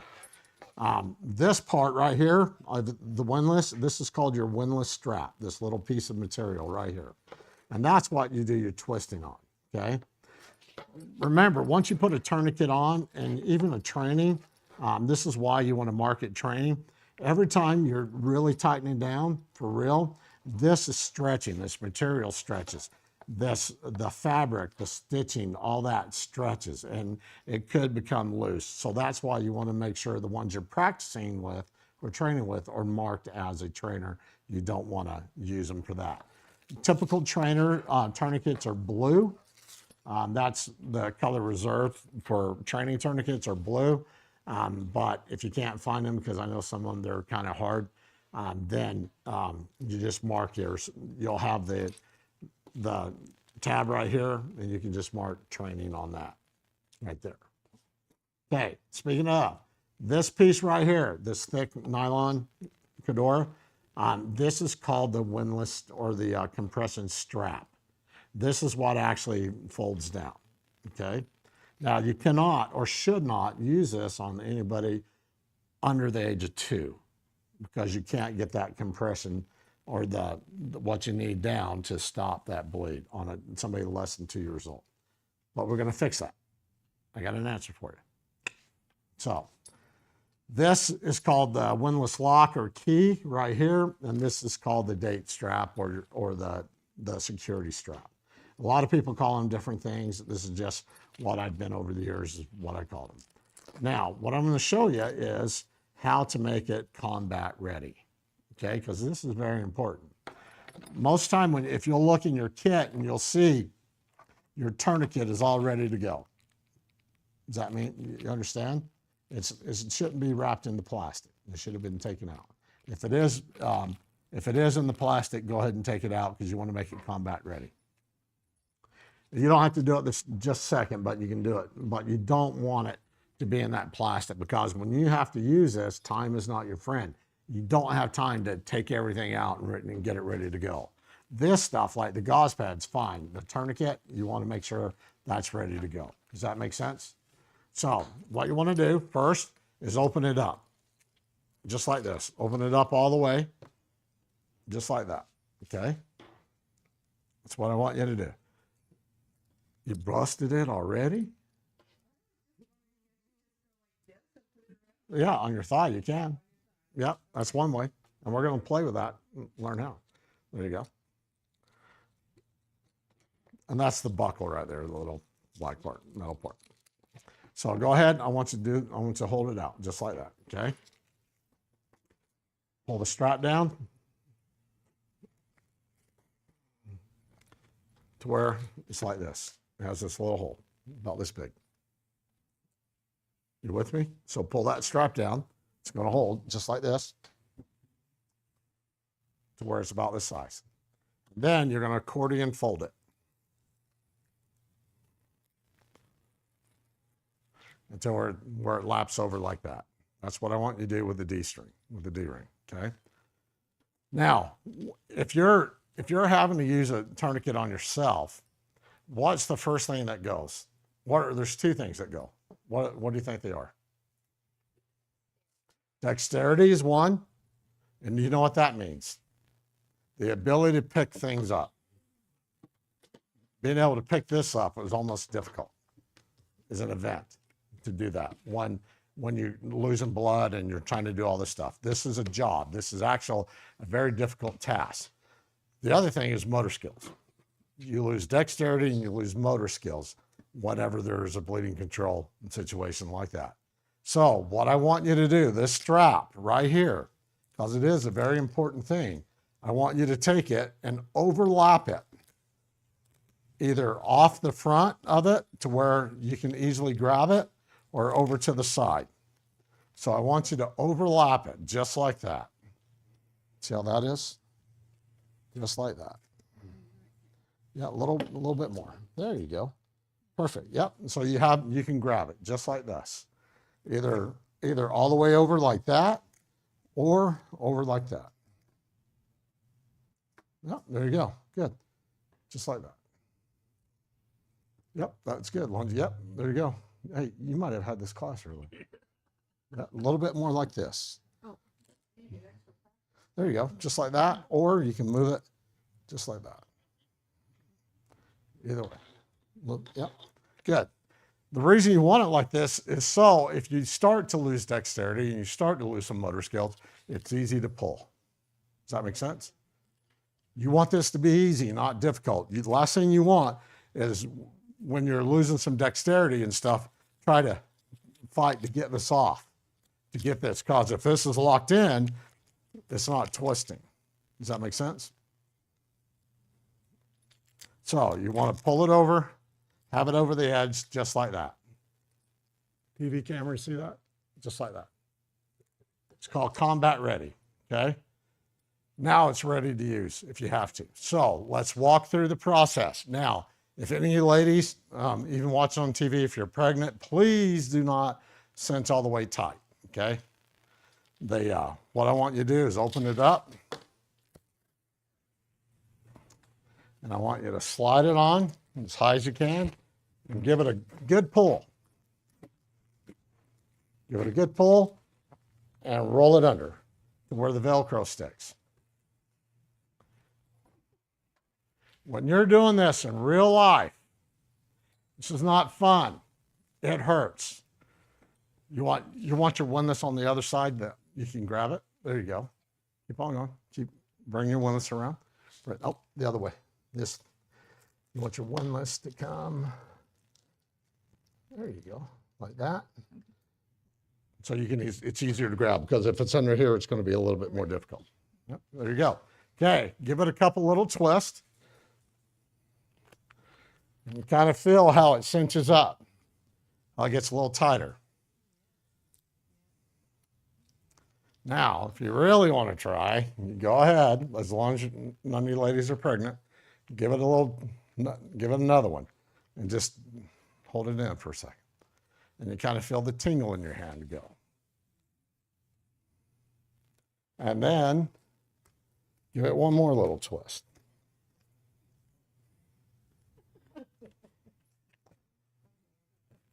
All right? Yeah, you can. You can. Yeah, you can. Yeah, it's excruciating. In real life, I'm just telling you. You heard the old story of the lifeguard go out to go help the drowning victim, and then all of a sudden he gets out there and the drowning victim's trying to choke him out and jump on him and all that. This is the exact same thing that's going to happen. They're going to punch you. They're going to scream at you. They're going to scratch you.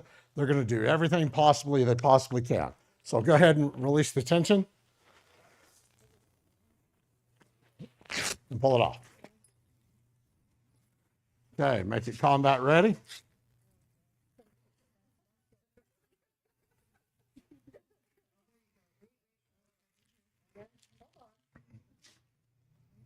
All right, there you go. Let me videotape that, right? Okay. Let me know when you have them combat ready. More comfortable on clothes. Yeah, you shouldn't have it on close. Really shouldn't. Yeah, you're going to probably cut that sleeve off or push it up out of the way. If it's thick piece of material, what she asked was it's probably more comfortable on clothes. If they have clothing on, cut that away because that clothing can actually be an obscurity to stopping for that compression to get down to where you need it to be. So you want to, if you have to, if it's a short sleeve shirt, if it's thin, fine. But if it's a thicker material, if it's thicker than a t-shirt, just rip it off, pull it off, cut it off, use your shears, just get it out of the way. If it's a jacket, don't try to set them up and tear the jacket off or whatever. Just cut that sleeve off, cut that leg off, whatever it is, pants. If it's any thicker than something like this, or what's those stretchy pants girls wear, or whatever, yeah, yoga pants, leggings, whatever. If it's any thicker than that, just cut that wherever that laceration is, rip that hole in there, or cut that off and put the tourniquet on. If it's any thicker than that. Does that make sense? Because anything like that can actually keep this from compressing down for what you need it to be. Does that make sense? Any questions on that? All right. 30 seconds. Get your tourniquets on right now. Once you have them on, raise your hand. 1.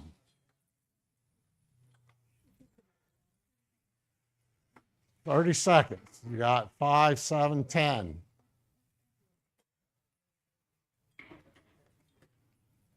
20. 30. I'm sorry. That's fine. I just want you to practice getting it on. Just practice putting it on. We don't care about being tight. Practice putting it on. There you go. Good job. Candy, you didn't lock yours in. You're going to die. Candy, you got it. You're good. You're good. Sarah died. She was a nice girl. She was an okay girl. We all liked her. Yes, ma'am. How often have you used two tourniquets? Not very often. So the question is, how often have I had to use 2 tourniquets? Unfortunately, a lot. So dependent. Yes. Yeah, it's always good. Yeah. You don't need like 50, but you know, it's probably not a bad idea to have 2 to 4. Now, me, I have them everywhere. Yes, ma'am. Okay, so you gave us two different kinds of tourniquets. But Yeah, I'm going to get to we're gonna those. get to 'em. So And why you put this one in the kit versus one of those? this is the most common type of tourniquet that's used, a windlass tourniquet. A windlass tourniquet is the most common type. Now, we do offer those, but they're a little bit more expensive also. But the windlass tourniquet is the most common type of tourniquet used. We do offer an upgrade on those to where we put the XAT or the rapid stop in there. It's, if somebody wants to add it, it's their choice. So, To add, to be the second one in Yep. your kit. is what or they can buy 2 of those. Because I developed another kit for people that suffer from hemophilia, A and B, or that's on blood thinners, and we use the XAT tourniquets. And we'll get into those in just a few minutes. But that's a great question. So, but sometimes, yes, ma'am. Tourniquet on and the blood is slowing down. Okay. Still want to put pressure on that one. Absolutely. That's a great time when you start applying the compress dressings, the gauze, anything else like that. Yes, ma'am. Yeah. Oh, I'm sorry. What she asked was, once you have the tourniquet on, it's either stopped or slowed the bleed. Is that when we want to start treating that wound? And yes, that's a perfect time to actually start using the compress dressings, to use the gauze pads, hemostatic dressings, any of that sort of stuff. That's a great time. Yes, ma'am. How would you decide when to use the tourniquet as opposed to just dressing? All right. So what she asked was, how do you decide when to use the tourniquet opposed to a dressing? One, if it's squirting, that's an arterial laceration. First and foremost, go to the tourniquet. That's a great question. First and foremost, if it's an arterial laceration, you want a tourniquet first, okay? Because you only have minutes to get that to stop. If it's a non-life-threatening, to where you're going to use mostly gauze or gauze pads or compress dressing, how do you know if it's non-life-threatening? What's the blood doing? It's not squirting. It's what? It's flowing. It's oozing, right? And it's just going to be a constant flow. So that's easy to stop. Use the compress dressing, the blood stoppers, Israeli bandages, all that. Those are great tools to stop that. Does that make sense? Does that answer your question? Okay, great. All right. What other question about tourniquets? All right, so what I want you now, yes, sir. I remember being out on the highway and just watching a guy lose his leg completely on the road, and one tourniquet didn't do it. Yep. And so just a FYI, sometimes you need to put 2 instead of just trying to stop the bleed. Putting a second one on. Yep. And that has happened. Unfortunately, I've come across that multitudes of times. All right, so grab your first one, slide it on, high up on the limb. Does everybody have 2? You get it because you're a good human being? It's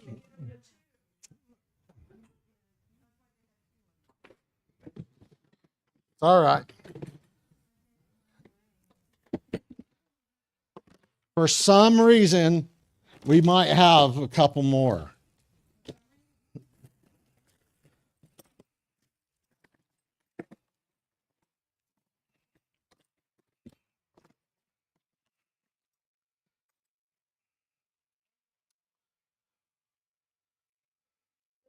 Trick to get this not to slide when you're. Pull it tight when you, did you need the second one? Yeah, pull it tight when you first put it on, give it a good yank. The question was there a trick to keep that from the windlass sliding around when you first put it on, and it is. Pull it tight, give it a good yank when you put it on.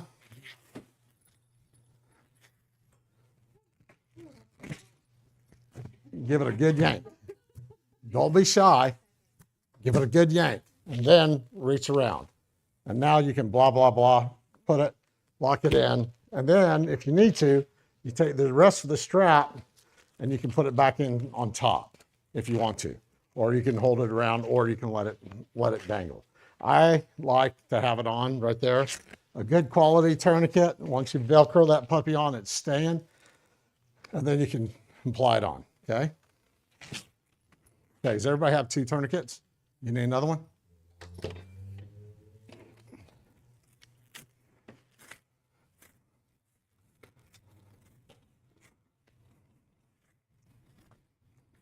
Okay, go ahead and apply your second tourniquet.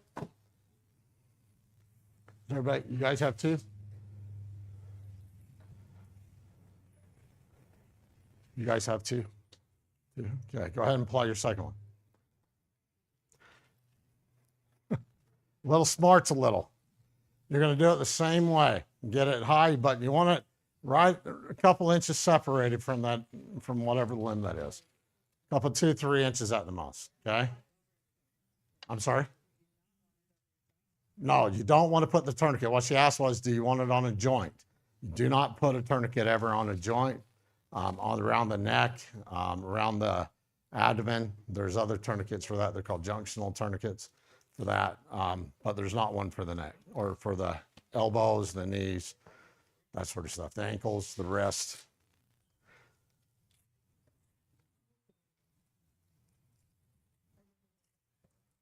Okay, look at you guys go. I know you guys at home and TV, you only have one.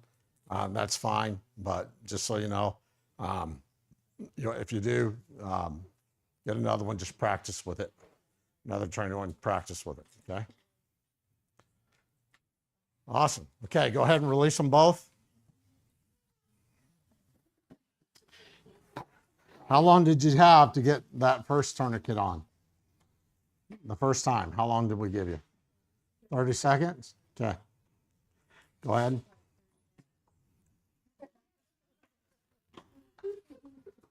No, it's 25 seconds. There you go. Okay. Once you get them off, make them combat ready. Get in that habit, making it combat ready. That is going to be a lifesaver for you. Having it ready. Instead of having it all balled up in a twist and a knot, and you trying to, like, you ever trying to take a knot out of like fishing line or something, or a string or something, how it's all mangled up, and yeah, same thing. You don't want to do that. You don't have that much time. Does that make sense? Okay. Everybody got them off, ready to go? Almost? You guys have them ready, holla.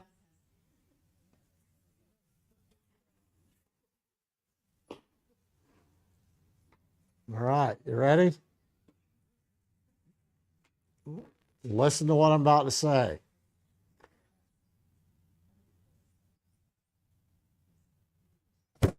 You got shot in the arm, stabbed in the leg. You have 30 seconds. Get them both on now. Arm and the leg.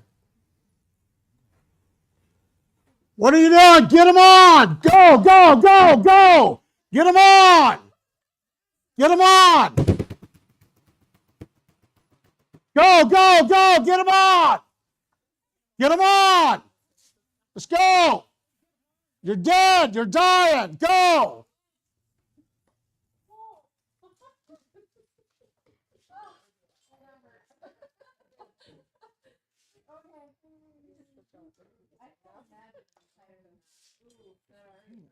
Awesome. Good job, you guys. I try to stress you a little bit. Kind of give you a little bit of just a tiny, and it's a very, that stress that you just experienced was a very minimal, tiny, I mean, that was a day at Disneyland compared to a real deal. Okay? You do. So when you were going through that and you were experiencing that, tell me how you were feeling. What was going through your mind? I'm sorry? Oh no, right? Okay, that's like, what else? What was that? Focus, focus. Okay, what else? Candy? Get it done, right? Okay, good. I love that. Chris, what was going through your mind? Stress, getting stressed, right? Getting that high level. What else? Anybody else? Well, we know what Sarah, she was like, oh my gosh. Right? She was like, what the heck? Right? Okay. 15 seconds. Get your tourniquet on. Go now. Go. Get it on. Get it on. Go, go, go. Let's go. Let's go. Let's go. Let's go. Let's go. Get it on. Come on. Come on. Come on. Come on. Come on. Get it on. Get it on. Get it on. Let's go. Let's go. Let's go. Get it on. There you go. Chris, you're done. You're dead. Good job. Good job, you guys. All that, right? I didn't tell you to take it off. I just said put it on. All right? Yeah, there you go. Okay. You're not stop bleeding. Put your other one on. Put the second one on. There you go. Good job. You're an overachiever. We like that. Go. 10 seconds, 9 seconds, 8 seconds, 7 seconds, 6 seconds, 5 seconds, 4 seconds, 3 seconds, 2 seconds, 1 second. Good job, you guys. Kind of getting the spill of it, kind of getting a little hang of it, right? Go ahead. Go ahead and release them, take them off.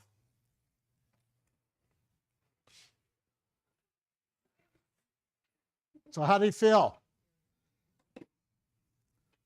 How do you feel about them? Right? It's nice to know how to apply these. It's nice to know how to use them. It's nice to know when and where. Does that make sense? Okay. What questions do you have about tourniquets?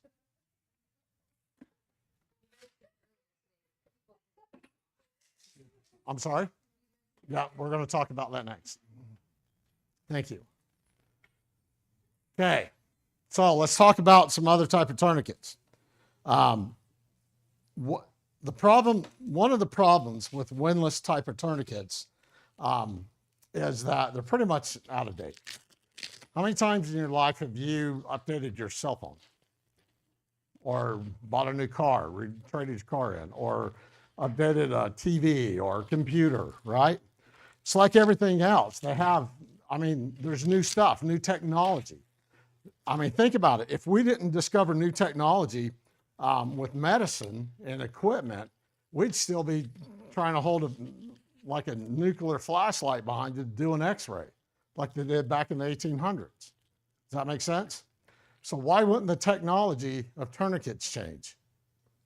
Because they do. Now remember, you cannot use a windlass type of tourniquet on somebody smaller than 2 inches or 2 years of age, right? 70% of the failures of a tourniquet, of a windlass tourniquet, after it was applied, is the user, the victim, removed it. So that means, like, I put it on Candy, I leave and I go help Kim. Well, what happens when you put a tourniquet on? What's going on to that person? Hurts. They're cussing you. And what does our brain tell us when we're going through excruciating amount of pain? Get away, stop, ow, ow, ow, right? Fight or flight. And our flight skills come in, and when that happens, feels so much. Think about it. You didn't even have it very tight, and how fast did that pressure, that relief come to your brain? Pretty good, right? Well, when you really have it on and you take that off, and that's what's keeping you alive, is that pressure, and now you take it off, and before people know what happened, they're dead. So I leave Candy and I come over. I'm sorry, one more time. I'm sorry?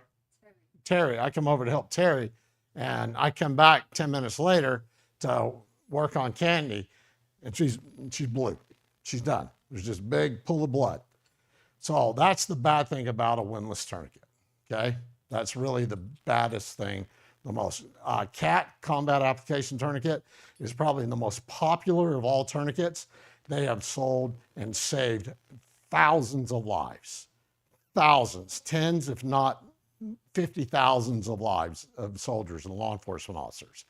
That's why I chose these. This is one that resembles a CAT, but it's not the CAT brand. I don't use those. I like these.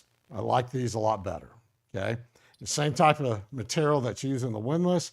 It's a great, phenomenal tourniquet, but it has its flaws, like every windlass tourniquet does. So now that you know about tourniquets, what do we do? Come here, Beth. So I'm going to show you guys a couple other ones, some new ones that are out. Okay, this is my friend Beth. So this is called a rapid stop. It's probably one of my second favorite tourniquets. Very effective. Now, where I look at a windlass tourniquet where you have around an 18-inch compression strap or belt, this has got about a 20, 22 when it's all the way opened up. So it's a little bit more, okay? Now, I'm going to put it on my friend here, slide it up, get it good and tight. I don't need this arm. You know, that's all right. So I got it on there. It's a ratchet. So instead of having to windlass and tie, you ratchet, okay? It's not too tight, is it? All right, without just sliding it down, try to remove it.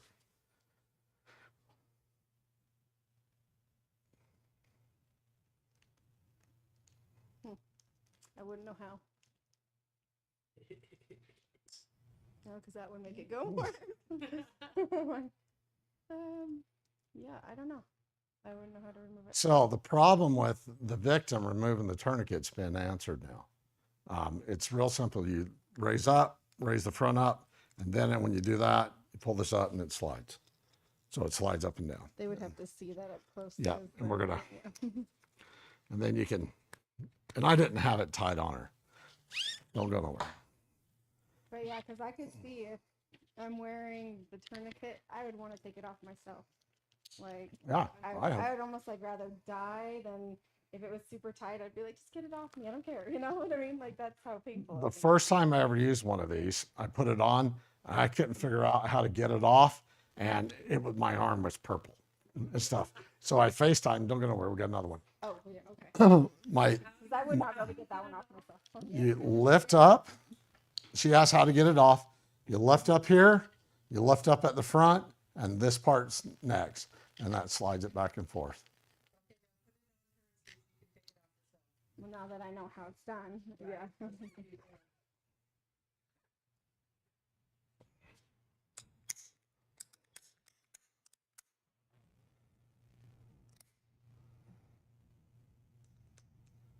A little bit still challenging, I think, but oh.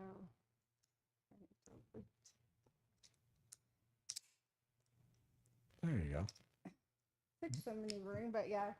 So the other cool thing about this is once you have it on, and it's a bleeding. Sorry, don't mean to pinch you.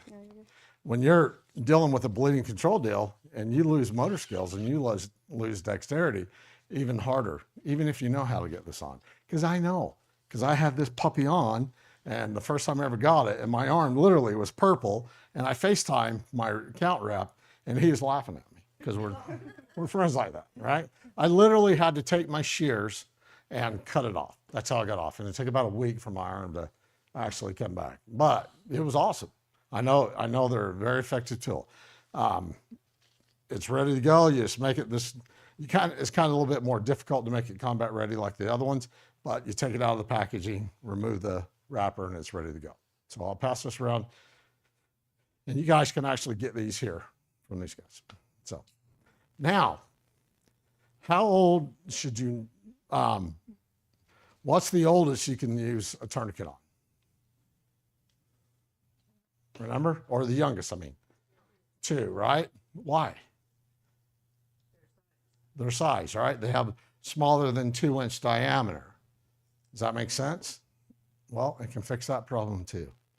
So this is called the XAT. It's my favorite tourniquet of all. My favorite. Remember, tourniquets getting taken off is the number one reasons why a tourniquet fails after it's been applied correctly. This and the rapid stop fixes that problem, but you cannot use that on a child or an infant that has under the age of 2. This one you actually can, because I can compress down less than 2 inches with this on here. And I'll just show you on her wrist. I can pull it down. Plus I have a 36-inch belt on it. And then once we have it,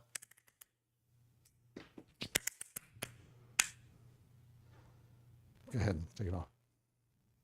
Like one of those puzzles that you're like. Da da da da da da da da. I know, right? I'm like trying to see if there's some secret. Do you feel the compression? Oh, I can feel it, yeah, but I'm like, I don't see how I would Let me feel you. push down and like. Yeah. Oh yeah, that's getting cold. That's awesome. Okay. So out there, how you take it off? You grab the dial, pull it straight up, Oh, see, that would take a lot of. and release. And if you like lost blood, you probably wouldn't have the energy or Right. strength to do that. Pull it out, and then there's a clip right here. Marty hands. This is the fastest way to get the blood flow to come back. It really wasn't that bad. Well, I Not just yet. want to make sure. See, now your hand's getting warm again. I just wanted to hold your hand. That's all. All right. Okay.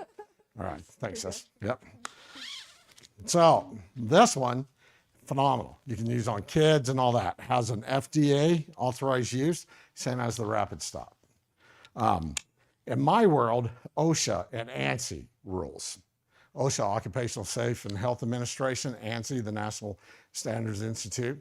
So that they make all the rules for work in industrial places, restaurants here, and all that. ASTM is the governing body for medical. And this one will be the only one that'll, I'm hoping by the end of the year, August, this will actually have the full ASTM approval. And it'll be the first and only tourniquet that will ever have that. So it's pretty cool. Yes, ma'am. Yeah. Mm-hmm. Yeah. Just take the buckle, just like that, extend it out, slide it in, just like that. It's really good. It works on a dial, and if you don't, if you can't, once you get it twisted all the way, it'll stop. Now, the cool thing is, like somebody that's on blood thinners, these are great because you can put 2 on if they're a blood thinner. So somebody that's a hemophilia A or B, or that's on blood, or hemophilia A or B, they have to have medicine to stop their bleeding because they're missing the platelets that form clots. You with me? Somebody who's on blood thinners, they're purposely taking medication to keep their blood thin for whatever reason, whether it's blood clots or if it's, whatever the reason is. But individuals like that, they still like to go out. They still like to work. They still like to go to the movies. They still like to go on Sunday drives. They still like to be active, right? But a laceration to them may not be as life-threatening, but it could be. Does that make sense? So where we cut ourselves and we might have it down, but it's just bleeding, it's a non-life-threatening laceration, to them that could be if they don't get the medication or they can't do the bleeding and get the bleeding stopped. These XATs are perfect. You apply 2 on that limb and it either slows or has a high potential of stopping the bleeding, the flow of blood, until that individual can get medically treated at the emergency room. And then we have some different special causes. Yes, ma'am. So are you saying the X8 works better than the windlass? Oh yeah, by far, yeah. So what she asked, does the XAT or the rapid stop work better than a windlass? Absolutely, yeah. That's just my professional opinion. My preferred one is the XAT. I have those with me everywhere. I carry in my backpack, I carry a rapid stop with me just because I can get it, grab it, and go in case I need, like on a car wreck or something. But the XAT, if I know I'm, especially around my grandkids, or if I'm at an event where there's small kids, I'll have a couple of those. But I have them in my glove box. I have them everywhere. I have 4 or 5. I have one in my wife's car, in my bag there, all that. I love those. Those are my favorite of all tourniquets. And it's just because tourniquets, like everything else, everything's evolved. Does that make sense? And they're awesome. They're awesome. So if you're out doing some survival stuff out on the desert, maybe you're gold mining, or maybe you're looking for sheds, or you're up in the mountain doing hunting or fishing or whatever it is, you're doing some outdoor stuff, or maybe you're at the movie theaters or whatever. Those are great tourniquets to have. Perfect tourniquets. They fit right in bags, and we have some new holsters coming out for them too. So they're pretty cool. So, any questions on those? You can see one of those ladies right there. We have a bunch of them. So, and if you guys out there in TV land want to know more, give them a call, and I can get you guys some info also on them too. Yes, ma'am. Once that's cinched up and tight, can you hold it through the little clip and take it off? Not when it's really good and tight. You want to try? Wait, say that again. So Once the X8 XAT. XAT is cinched up, there's a little clip on. I was just wondering if you can push the clip and take it off. When it's really good and tight, no, you can't. I mean, like I said, we can try it if you want. I'm more than happy. I'll take a volunteer. No. We don't want to put it on anybody tight. So not tonight, at least. When you get home, practice. But if you do decide to get some tonight, get 2. One for training, one for real life. Does that make sense? Even with the rapid stop, if you're going to get 1, get 2. One for actual use and 1 for training. Does that make sense? So it doesn't matter what tourniquet you have, what brand, what type. Make sure to get 2. Now, I get a lot of question on the RATZ, R-A-T-Z-Z. I got to be honest, we have not used RATZ tourniquets in 20 years. They're just really, really old. And what it is, it looks like a V, has 2 hooks in it and a hole there, and it looks like a cord, like a bungee cord, and you pull it around. The problem is if you don't use a RATZ correctly, or if you don't practice and train with it literally daily, like a SWAT tee, I've seen people cut their arm all the way through and stuff. So you don't want to do that. Does that make sense? RATZ, if I know a lot of people, my son has one, he's a police officer now. I carried one when I was on a SWAT team. I carried one for years because that's what we had, and I've used them. But now with all the new tourniquets that are out with the XAT, the Rapid Stop, and a couple of the other ones, the SWAT tees or the SOFTs, they're pretty much obsolete. I would not use a RATZ tourniquet or a SWAT tee, which is this one. Hey, thanks for coming up and volunteer. Oh, thanks. Yeah, come on up. How did you know I was about to ask for a volunteer? Oh, come on up. Bethany was doing such a fine job. I know, but you just seemed like you were just like bursting full of energy. Hey, are we in? All right, we're on camera still? I don't know. Find out. Hey, there we go. Okay, so this is what it's called, a SWAT tee. It's a great big rubber strap, okay? Have you ever given blood? You know, those little tiny ones and stuff? Well, just make it 1,000 times bigger, all right? Those will not stop the bleed. They're good for raising the artery to draw blood or the veins, but they suck at stopping the bleed. So don't ever buy those. You'll see them. There's some really, really cruddy ones out there nowadays. This one we haven't used since, I don't know, Vietnam. My son does. He loves these. He practices every day. The problem is you can see the diagrams on it, the little diamonds. You see that? The little markings. You got to make that flat when you put it on. And if it has any sort of pinch, you're going to lose that compression. These are horrible, horrible, especially for first timers. If you're going to get one of these, get a couple, 2, 3, 4, 5, and make slingshots out of them. They're really good for that. Okay. There's just so many other tourniquets that are out there. The Sam XT, and I'll show you that one too. But It's really for, I think, whoever, Dr. Sam must be a little skinny guy because it wouldn't work on a guy like me. It kind of would, but it would, I like them, but I wouldn't use it. So this, our next model. When she puts it on, guess what? If you haven't been practicing and you try to put this on, and when you go to pull, and if I have this twisted or anything like that, or if I don't hold on really hard, it's going to come sliding off. And I've had that happen multitudes of times. Multitudes. Now, I have friends that are in special forces that they just love these. I have friends that are in law enforcement, love these. They firefighters, EMTs, they love these. It's a personal decision, but they practice and train with them literally almost daily. So when you put it on, you have to take it, wrap it, fold it up good and tight, get a good twist, make sure it's not kinked, and then you have to pull. And you kind of see how that little diamond's kind of flattening out, and you have to pull again. And pull again. I wanted it too hard. But did you ever feel like your hand go numb or anything? No. Yeah, exactly. Right? Thanks, sis. What a sport. Now, the cool thing, the best thing about these, they smell like vanilla. That's really the best thing I can tell you about.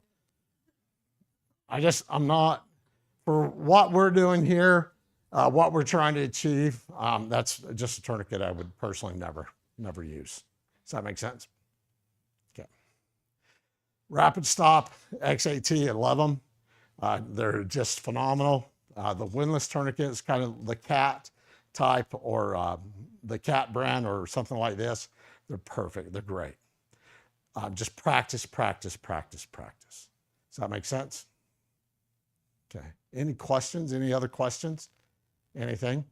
Comments? Curiosities? Blah, blah, blah, because we've got a few more things to cover. Yes, ma'am. That's a great question. Well, so what she asked was, she has one of the KFAC bleeding control kits.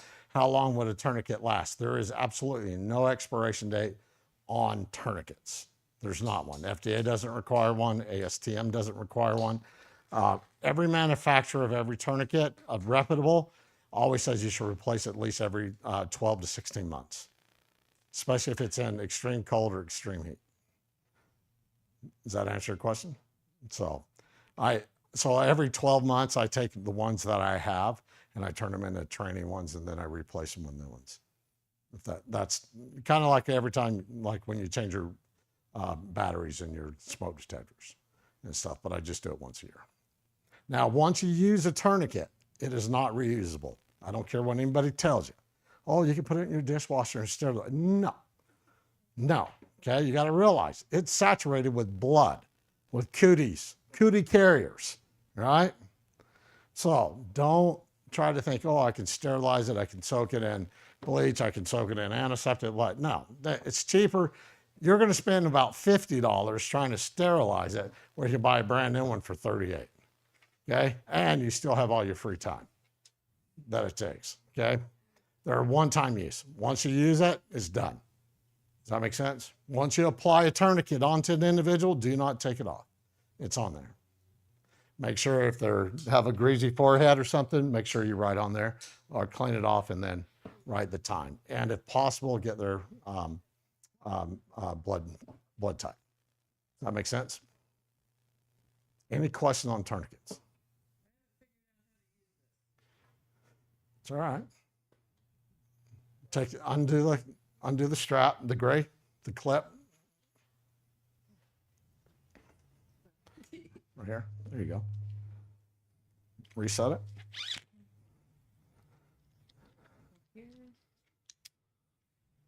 Okay, to release it, pull up, pull up, pull up. Okay. So see how I'm pulling that up at the same time. So this one's up, pull this one up, and then the front. Okay. Right? Let them see that too. I did. Oh, I guess not. Pull up, pull up, pull up.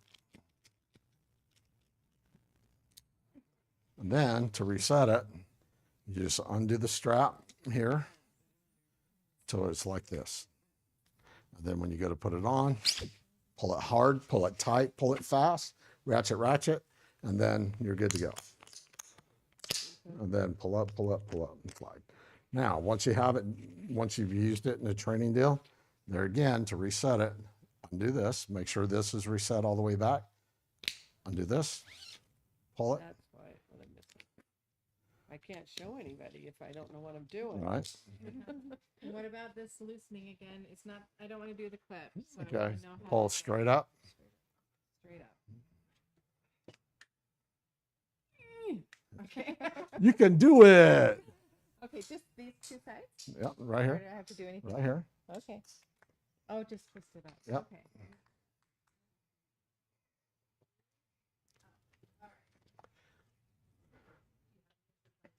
Awesome possum. So have you guys learned anything tonight so far?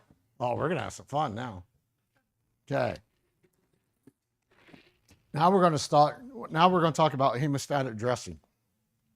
There's a couple different ones. You guys have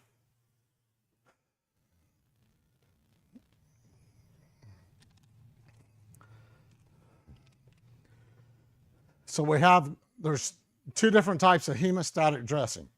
There's one called Quick Clot, and we'll pass this around. You guys take a look. This is an amazing product.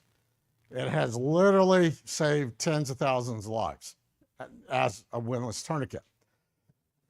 There's some issues. There's some pros and cons with Quick Clot. One thing about Quick Clot, it's saturated with a chemical called Kalon. Kalon's a coagulant, so basically it turns the blood to gel. And that's what attaches into the laceration or the nicks or cuts, and that's what causes that to stop the bleed. Great product, works, it's phenomenal, okay?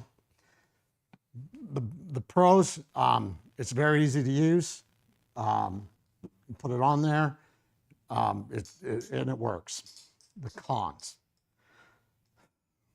there's a list. The cons, one, it does not like pooling blood. And let me explain to you what pooling blood is. You have a laceration and you have a pool of blood.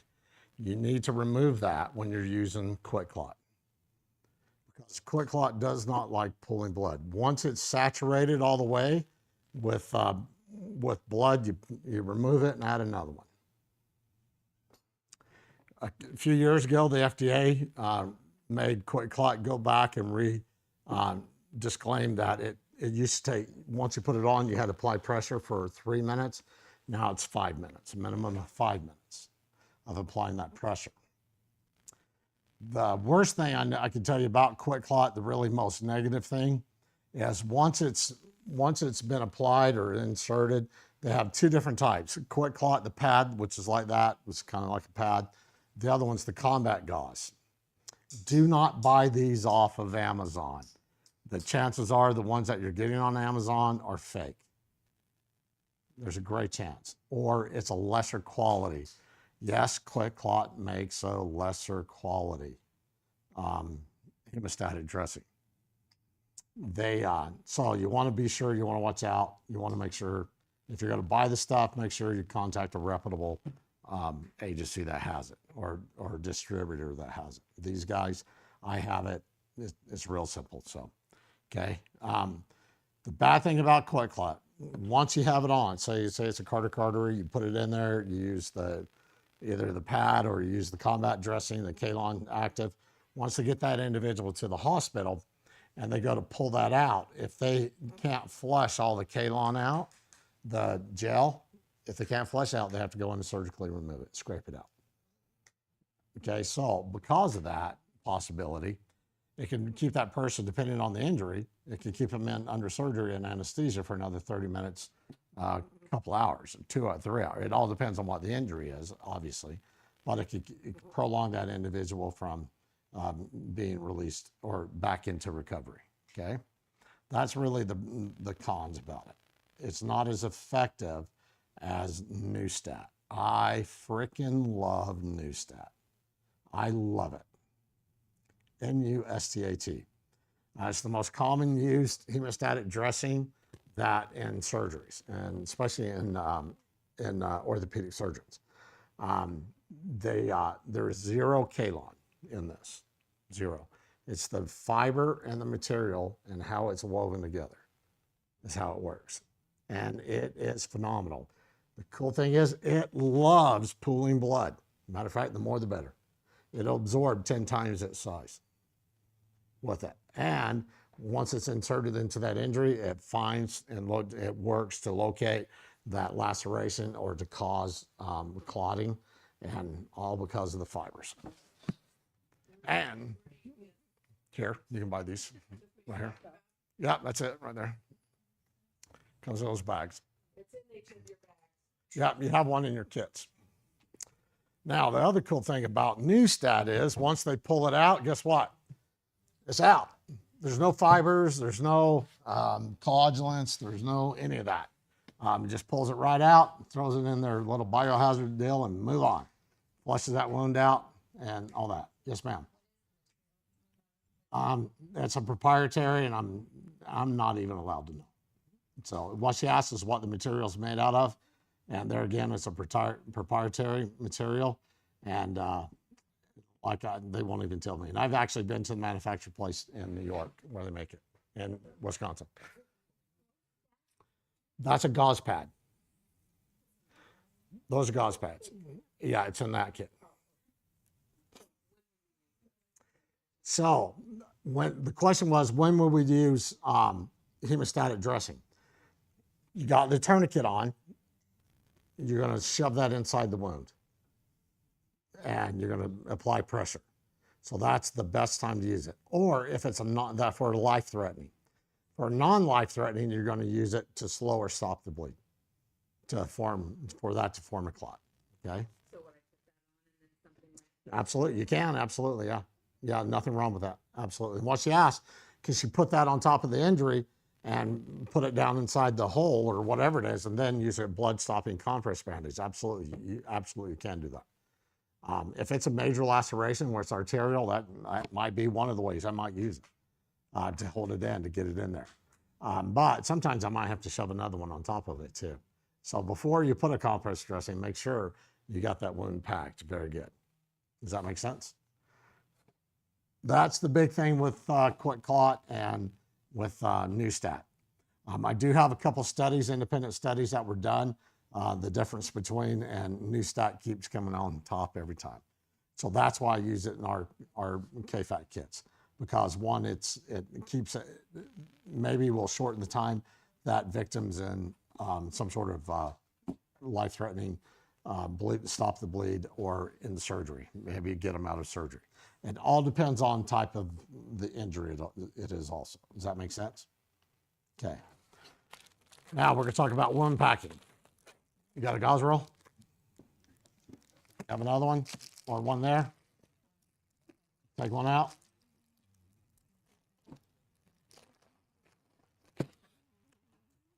It's 4.7 yards is what this says. So go ahead and take one out. And you kids that were here this morning know what we're about to do. Now, my daughter a few years back got in a car wreck and ripped off this part of her face. And they put about 20, 25 yards of this up underneath her face. So what we're going to learn how to pack a wound. So say, everybody got it? Got it? Everybody got it out? Okay. So say you had a small hole the size of a pencil head, and say it was a femolar, okay? You've got to stop that bleed. It's squirting out of that small hole. You got to stop the bleed. Doesn't mean you're going to pull your knife out and say, oh, let me open that up. Absolutely never do that. Never grab your scalpel and cut it open. Don't make it any bigger like that. You're not a surgeon, okay? What you're going to do is take your pinky and make it with your fist, I don't care the left or right, put it on top, kind of squeeze hard, put it on top, take your pinky and shove it in there. That's what you're going to do. And as you're doing this person, I guarantee you, they're going to be on the phone with Heavenly Father and they're going to be saying, hey, strike this guy down with about 58 lightning bolts right now. They're going to be calling every nuclear airstrikes in on you, whatever it is, because it's going to be excruciating pain. And then once you get that open a tad bit, then alternate with your index finger or another finger. Just don't use your thumb. And shove it in there. Get it all. 4.7 yards in the palm of your hand. Go ahead. Get it in there. I'm sorry? Nope. Nope, because it could break off and not work. I'm sorry? Yeah, muddy. And you can do it faster. Go ahead. Get it all in there. Squeeze your fist tight. I'm not kidding. That's what it's going to feel like inside that individual's body part. And then once you get it in, you can't get any more, apply that pressure. Put an ABD pad, gauze pad, whatever, and apply that pressure. And that's what it's going to feel like. And then all of a sudden, 4.7 yards. All that was just in the palm of your hand. It's crazy, huh? It's a very effective on wound packing. Very effective tool to use that. Shove that in there. So if you do have, maybe it is a bigger wound, right? Bigger hole, or it's a laceration and all that. Just shove it in there. Shove it in there. Keep going. Keep going. Shove it in there. Get some more. Shove it in there. Shove it in there till you can't shove any more in. And then once that happens, apply pressure, okay? I have shoved combat gauze, the quick clot. I have shoved, I don't know, 50 yards in a guy. So, I mean, just get it in there. Shove that in there, get that wound packed. You can use your gauze rolls. You can use gauze pads, ABD pads, just anything like that, okay? Yes, ma'am. No, it won't be out. They don't have the FDA approval for an OTC, but it's coming. I can't wait. 15 years. Oh, yeah, it's been out for a long time. It's been in hospitals for, I don't know, even longer. I can get it, but I can't sell it to normal people like us. It's only for medical professionals right now. This is the only one that we have here that's in here. That's an OTC and it's specifically for stop the bleed. So, what do you think about that? Kind of sucks, huh? I didn't say it was going to be fun, right? You just got shot in the arm. Put your tourniquet on. You got 10 seconds. 5, 4, 3, 2, 1. That's my girl. Good job, you guys. Okay, go ahead and release. We got a few more things to talk about, and then we're done. Okay?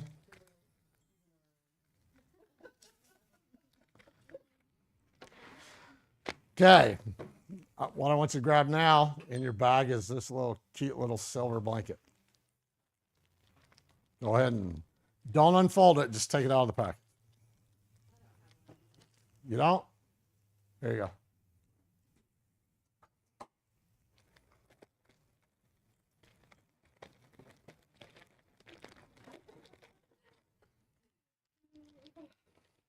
Don't unfold it. Just take it out of the package. When you're dealing with somebody in a bleeding control situation, one of the key things you have to do is control their body temperature, okay? If they drop below 95 degrees, hypothermia sets in, okay? So how do we control their body temperature? With the use of a Mylar blanket.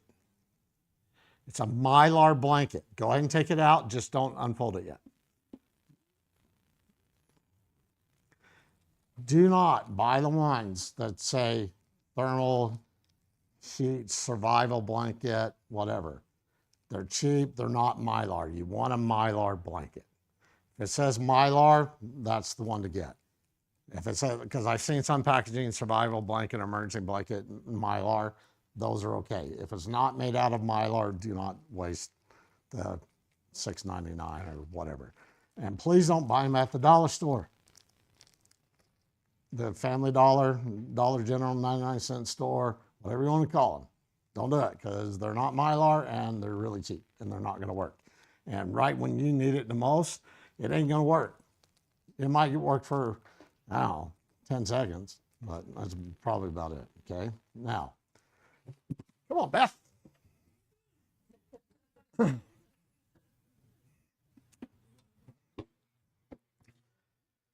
When you're working on somebody, especially when you're trying to keep their the heat up, you can either have them sit up or have them lay down. Okay, we don't elevate the feet anymore. We don't move their hip or their head above. That's just, we don't do that no more. Okay, if you have them on the ground, keep them flat, but you got to keep them covered. Okay, if you have them on their back, which is fine, you got to stay with them. Do not leave them. If you do leave them, you need to put them in what's called a resting recovery position, because you got to keep control that airway. All right. But for some reason, she lacerated herself, got hurt, her core temperature. So how do we check her body temperature if we don't have a thermometer? What's the way? How'd your mom and dad do it when you were a kid, right? So that's another one, right? Okay. It's a little weird, but it's okay. You can do it. One is all right. Yeah. You're not going to hit me or anything like I that. might. All right. You're not like going to gut punch me or something. Okay. All right. So you want to take the back of the hand right here on the neck. The back of the neck, this is some of the best places. Okay. The other one, raise their arm, feel their hands. You can feel their skin. It's cold if it's cold. The other place is in the armpit. Okay. If that armpit is generally warm, right? Feel your armpit, it's probably warm, right? If not, if it's cold, core temperature's dropping. The other way is their feet. Take their socks, shoes off. If their feet's cold, they're probably losing body temperature. They're probably going into hypothermia. So all Beth's going into hypothermia. See how you feel right now? You kind of feel your temperature, how you feel. I know. See, that's a parka. You got a parka. What's so funny? I go to Vegas a couple times a month. And it's, it's like 85, 90 degrees. And I see people walking around ski parkas and all that and stuff. And I'm like, dude, this is like extreme heat summer. So you want to wrap it all the way around. Get her legs, cover up, okay? This is big enough to be able to wrap. Tuck it in.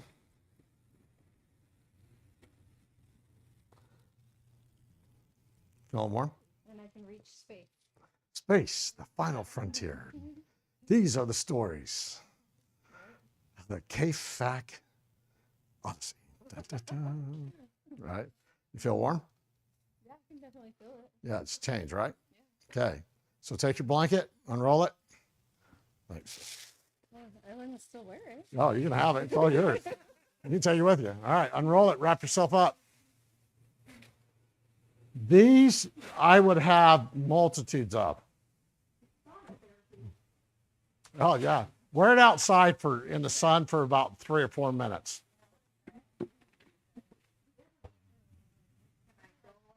Yep.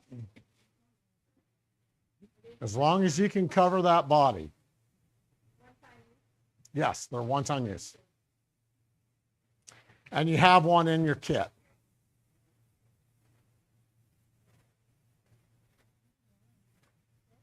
Feel a little warm? Ah! She said it was a hot flash. She was feeling warm, and no, it's a hot flash. That's awesome. Kind of feel that? Depending on where you're at in the world watching this, if you pull yours out, hopefully, if you got one of the training kits, you'll have them. But yeah, but they're Mylar. The Mylar is the one you want. So let me get a picture of all this so you can put it on your website. All right. Everybody go, we're from the land of the little people, little people. Look at that. See? Yeah. It's kind of funny. I like every now and then where an air conditioner vent is, it just blows right on me. And I'm freezing. And like I have a diaper on my head. I have all this. And I was like, why? And so I ran to my office, grab a Mylar blanket and put it on. And man, I was good. My wife's like, really? I go, oh yeah, I'm toasty warm now, right? So go ahead and take them off if you want, or leave them on, either way.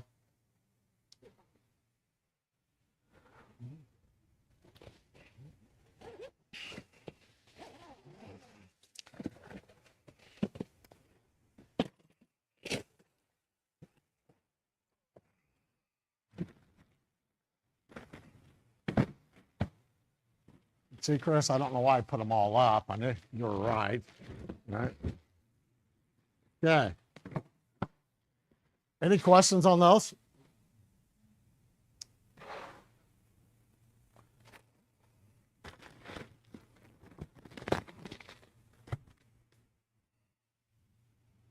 Let me make sure. Okay, so the next item that's in your kits are chest seals. Now, these are what's called non-vented chest seals. They're not in your training kits, just in your KFAX. These are non-vented chest seals, okay? I love these. I love these a lot. There's another one that we just started carrying with them. It's a vented, and it works a little better. These are actually kind of getting in short supply because of the 2 wars we got going on. The one company I get these from just sent 500,000 of these over to Israel. And it's a chest seal. She asked what it's called. It's a chest seal. Chest seals come in different shape, size. There's high vent, which is the most common. I don't really particularly care for those because in my experience, if a chest is wet from blood or sweat or whatever, or say they have a lot of hair, there's issues with it sliding. And if it slides and you don't get it right over that hole for, say, an insert like a gunshot wound to the chest, if it's just an entry, not an exit wound, if you don't get it all the way over, then it'll slide and all that, or it'll kink up. And if it kinks up, that it kind of defeats the purpose. And if you can't get that folded and flat on out, just literally like a pancake, it's going to be ineffective. The other problem I don't like about high vents and some of the other ones like that is the adhesive they use. The adhesive is not as, to me, for what I do, and in my experience, the adhesive glue that they use on them doesn't work as good. That's why I like these. And that's why I like the other ones from that I have. So they're easy to apply. You have 2 chest seals in your kit. Why do you think you have 2? No. Entry and exit wound. Okay. So what happens if you get an entry wound here and it exits coming out the back, right? So you have one for the front and one for the back. And what these chest seals do, it helps prevent the lung from collapsing.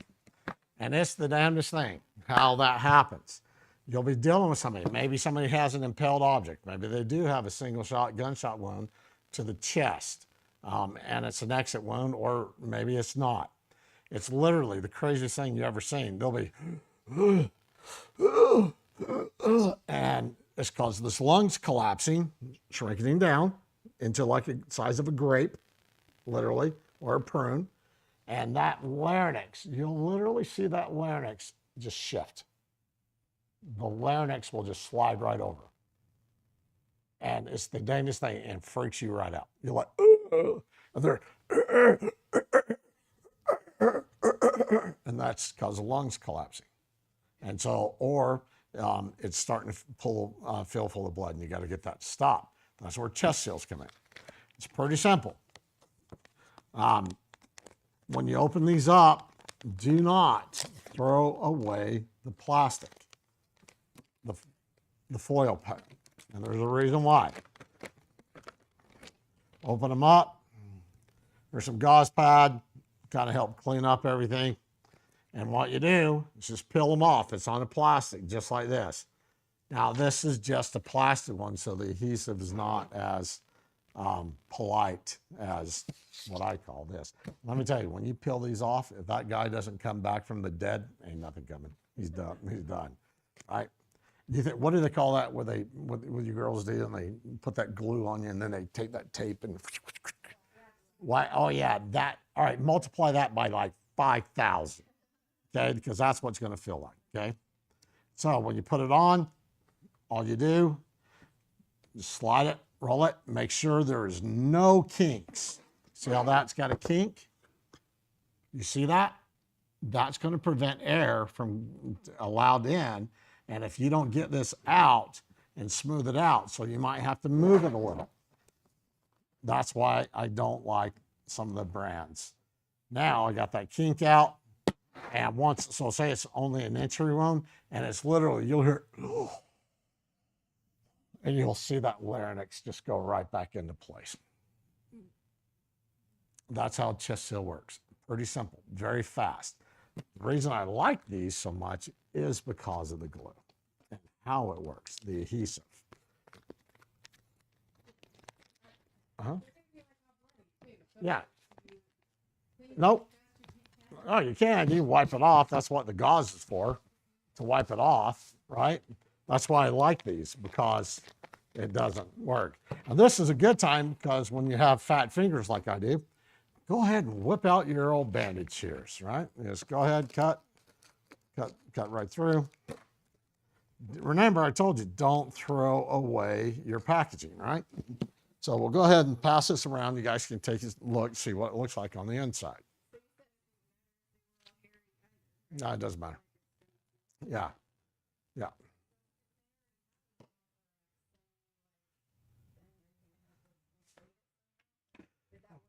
We are not teaching that. I am not teaching that. I am not teaching that. I am staying away from that. The reason is because I don't need you going out trying to get lung puncts and trying to figure out how many lungs to go through and start sticking needles in people's chest and all that until you go to like a medical school.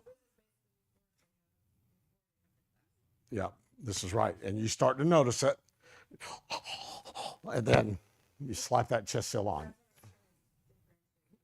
Yeah. Yeah, no, the vented one is when it's collapsed. You put a vented one on, and then that lets the air in and out.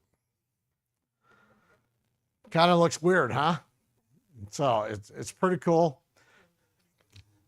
And then once you have to decide to use these, you pull it out. This is an actual real one. It's not a training one. Fold it out, just like that. We'll go ahead and play with it. Kind of let you get the experience.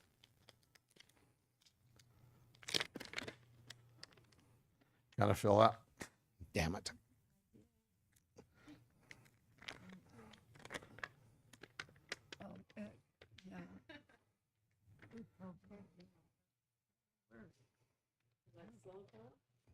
Yeah. It's supposed to resemble skin.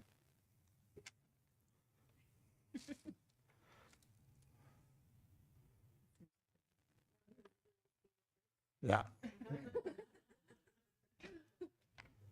See how sticky that is? Now, when you go to put it on, that's what I like about these so much. You peel the top part off, slap it right on.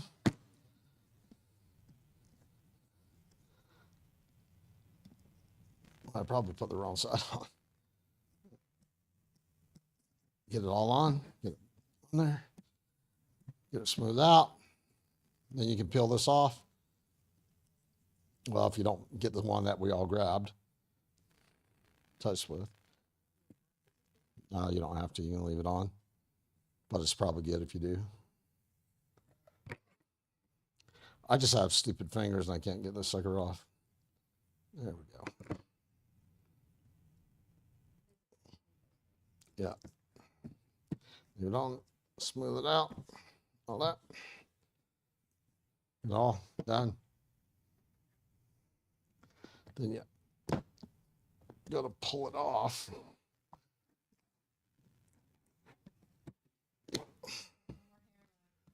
Right. Right. That's what I like about these so much. Once it's on, it is on.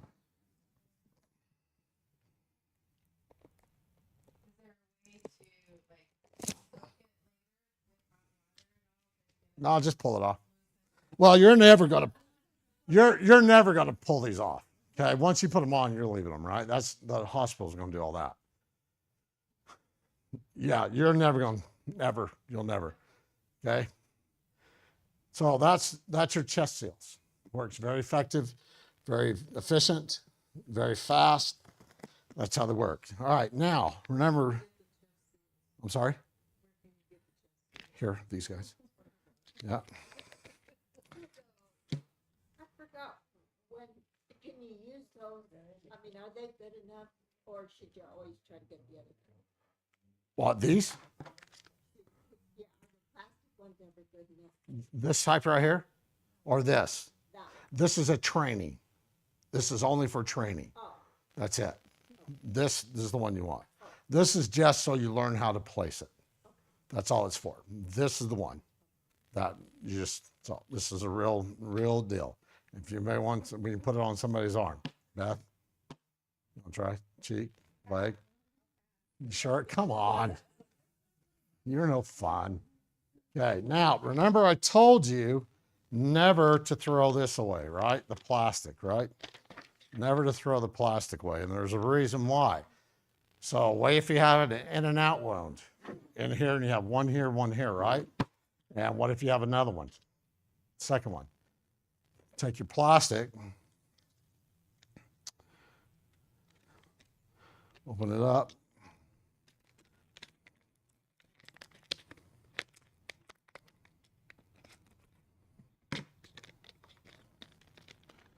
Put it open.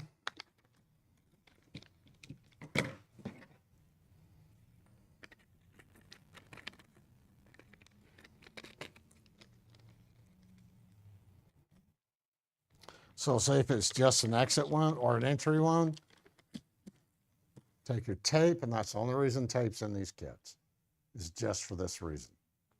That's it. Then you can just tape it on. So now, here's one. It's going to be kind of weird. So when we start to look for, and we're dealing with somebody for a chest wound, modesty's out the window. I'll just go ahead and tell you now. Don't care. Don't care if you're a guy, don't care if you're a girl. We're going to do what's called raking. Yeah, I don't care what your feelings are. I don't care. So when you do what's called raking, so somebody comes up, they get a gunshot wound, right? Say they're in a gunfight, maybe it's a stabbing, whatever. You're trying to figure out how many holes. You don't have time to take off all this clothing. You don't have time to take off a plate carrier. You don't have time to take off their Kevlar vest. What you're going to do, you're going to take your hands, you're going to make a little claw, and you're going to go up underneath the clothing, and you're going to pull down. Not hard, but you're going to pull down. And you're feeling for holes. You're feeling for blood, and you're feeling for holes. There's a difference between sweat and blood. Sweat is wet, blood is slimy. Sweat is wet, blood is slimy. You're going to take your hands up underneath. I don't care if you're a guy, I don't care if you're a girl. It does not matter. If the girl's a victim and you're the only guy there, shove them hands up there, right? You want to fill all this area to make sure there's no more holes. Does that make sense? And then you're going to reach up behind them, or you're going to go up behind them. Just like that. Come here, Beth, for a second.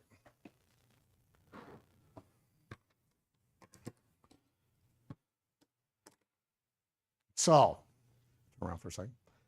Or, sorry, wrong way. So if I'm coming up behind them, can you guys see? I'm going to come up, and so say she has a thick jacket on, or she has a Kevlar vest or something. I'm going to go reach up. I'm going to take my hands just like this, and I'm just going to go down just like that. Does that make sense? And then turn around, and I'm going to do the same thing to the front. Does that make, just like that? Does that make sense? Don't care. Understand that you're saving this person's life. You're not there to coddle their feelings. You're saving this person's life. Does that make sense? Does anybody not understand that? So you're reaching up their clothes? Yes, and like, up underneath, okay. right? So if it's just a jacket, so say you had your jacket on and you didn't have a bulletproof vest, I'm not going to sit here and try to undress her. I'm going to sit there, okay, nothing there. I'm going to roll her on her side, maybe one hand, maybe both hands, whatever. It's called raking. Does that make sense? Okay, thanks, sis. Does that make sense? Does anybody not understand that? Do you understand why we do that? It's very important that you do, because there's been time and time, law enforcement officers, firefighters, EMS, public servants, public have died from unnecessary gunshot wounds to the chest or to the abdomen or anything like that, that somebody was, oh, I'm not gonna grab her breast. Bullshit. You freaking get in there, find those holes. Does that make sense? This is the adult part of the class. All right? Does that make sense? Do you guys understand that? Yes, ma'am. Yeah, exactly. So what she asks is, once we find the holes, are we cutting, removing clothing? Absolutely. Yes, that's when you're going to get in, remove that clothing, start doing your care. Does that make sense? And when we do like a super advanced one of these, that's when we go in. We actually do all this. And the guys get to do it to girls, girls do it to guys. You find the holes, you start plugging them and all that. We put fictional holes on people and they have to plug them and stuff. So yeah, that was a fun one. That one, because yeah, if you were shy, you ain't after that class. And we only do it one week a year, and we do it in Cedar. So, but any other questions on that? It's called raking. Raking to stop the bleed. So did you guys learn anything yet? Learn anything useful? So you find your kits, do they have useful things? Things that can help you stop the bleed. How do you feel about tourniquets? Do you feel a little bit more comfortable about them? Okay. All right. Also inside your kits, you have some compressed dressings or 3-inch pads. Okay. We have a pupil dilator. The reason we use these is because it has the flashlight. You can look to see, and it has a dilation chart on there. So you know if they're dilated, their pupils. Why do we need to know that? What, for the pupils? Yeah, so they can go into shock. So I'm looking here, and I want to see if that individual is going into shock. If I put this and their eye stays the same, that's first telling me they're in some sort of speechless shock if they're not communicating. The other reason is I want to see if they're alive. And shining an eye in their eye, that's going to make some sort of reaction. Sometimes if they're in a level of shock, doing that will kind of actually start bringing them out. But when I look at their eyes, when I do this, I should not be doing this to myself.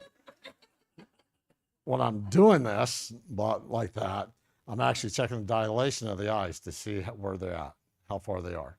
And it all depends if they're, it could be an alcohol related, it could be a drug related deal, but it also tells me all that sort of information. Yes, ma'am. That was my question. Yeah, there will be. Yeah. If you want to know more about pupil dilation and how it works and all that, I said there's some pretty good websites on how the identifiers of the bounce, what it means when you do a dilation of a bounce. What I'm trying to do with is, one, the reason with flashlight, maybe it might be dark outside, or maybe you need to see what the dilation of that pupil is. If it's real tiny and you shove that in there, oh, that's, it could be a drug type of, or if that eye opens right back up, that shouldn't be when you shove that in there. When it goes to that big circle and it's dark outside, that shouldn't occur. So it could be some sort of another part. They could be in shock. They could be there's a list of things.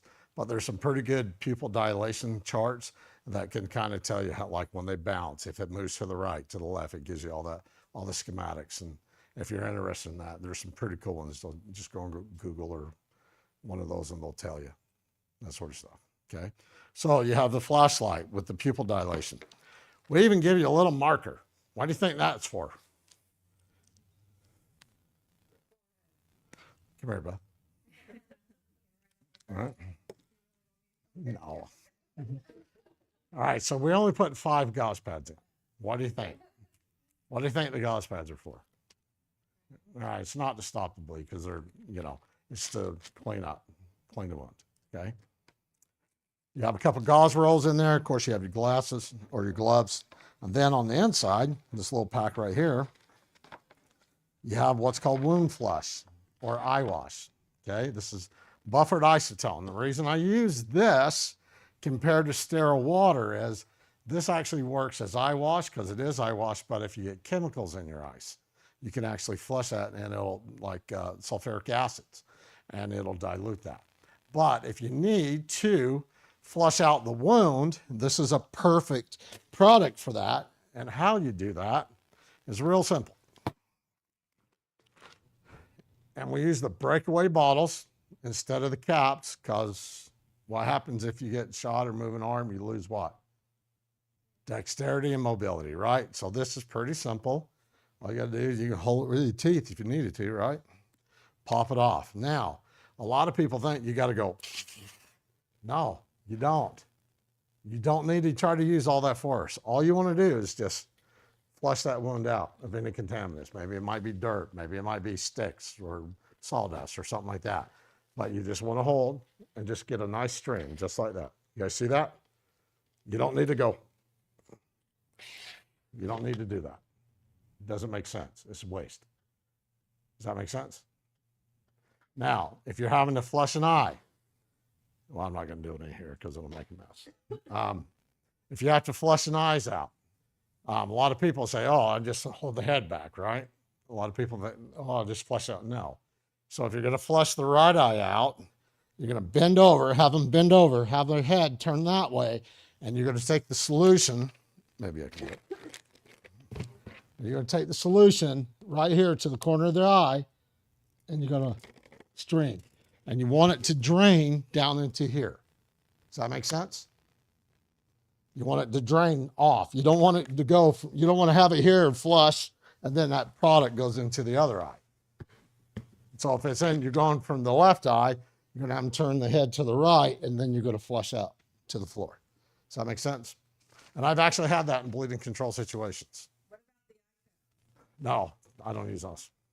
Now, all it does is you can hold it down, like blink, blink, blink, but all you're doing is swirling around the, whatever it is, the contaminant and all that. So I don't like to, I mean, you can, I mean, they work, but they're just, to me, they're not as effective. I could do it this way, get at that, whatever the contaminants are, 5 times faster, and then dry my eye off and go on about what I was doing. Stuff. What else? Okay, that's your bleeding control kits. That's your K-Fax. That's everything. So, do you guys have any questions? Yes, ma'am. I knew somebody was going to ask. So, if my business partner Keith was here, I would say Keith. Or, I'm sorry, if you're asking me, it stands for Keith. But if you ask him, it says it stands for Carrie. So, but this is my design, my development, and I'm 100% on that. And we just wanted something to get away from the IFAC, because the IFAC is pretty much worthless. I mean, they're great first aid kits, but I mean, we want it because it's a true stop the bleed kit. It's not designed to put Band-Aids on people. That's not what these are for. They're not designed to, oh, I have a headache. Well, it sucks to be you. Go get some Tylenol. It's, oh, I'm bleeding out. Here, sit down. Let's help. Woohoo! Finally. Right? I hope you never, ever have to use the items. I really, really do. That would just tickle me to death. But unfortunately, in today's environment, you never can tell. It could be from traveling to and from work or on vacation, or it can be from some idiot coming in to try to cause hate and discontent. And these guys are getting smarter and smarter and smarter. When we teach the active violence class, the AVERT, there's a lot of things we go over when we talk about that, and how smart these guys are getting. So you just want to prepare yourself and watch out. Any other questions, comments, any of that? No, ladies? All right. You're welcome. Thanks for being a part. Thanks for watching, you guys, wherever you're at. Love you guys. Peace. If you guys want any of these, like extra tourniquets, whatever, see these ladies and they can get you guys taken care of, okay? You can call me anytime you want.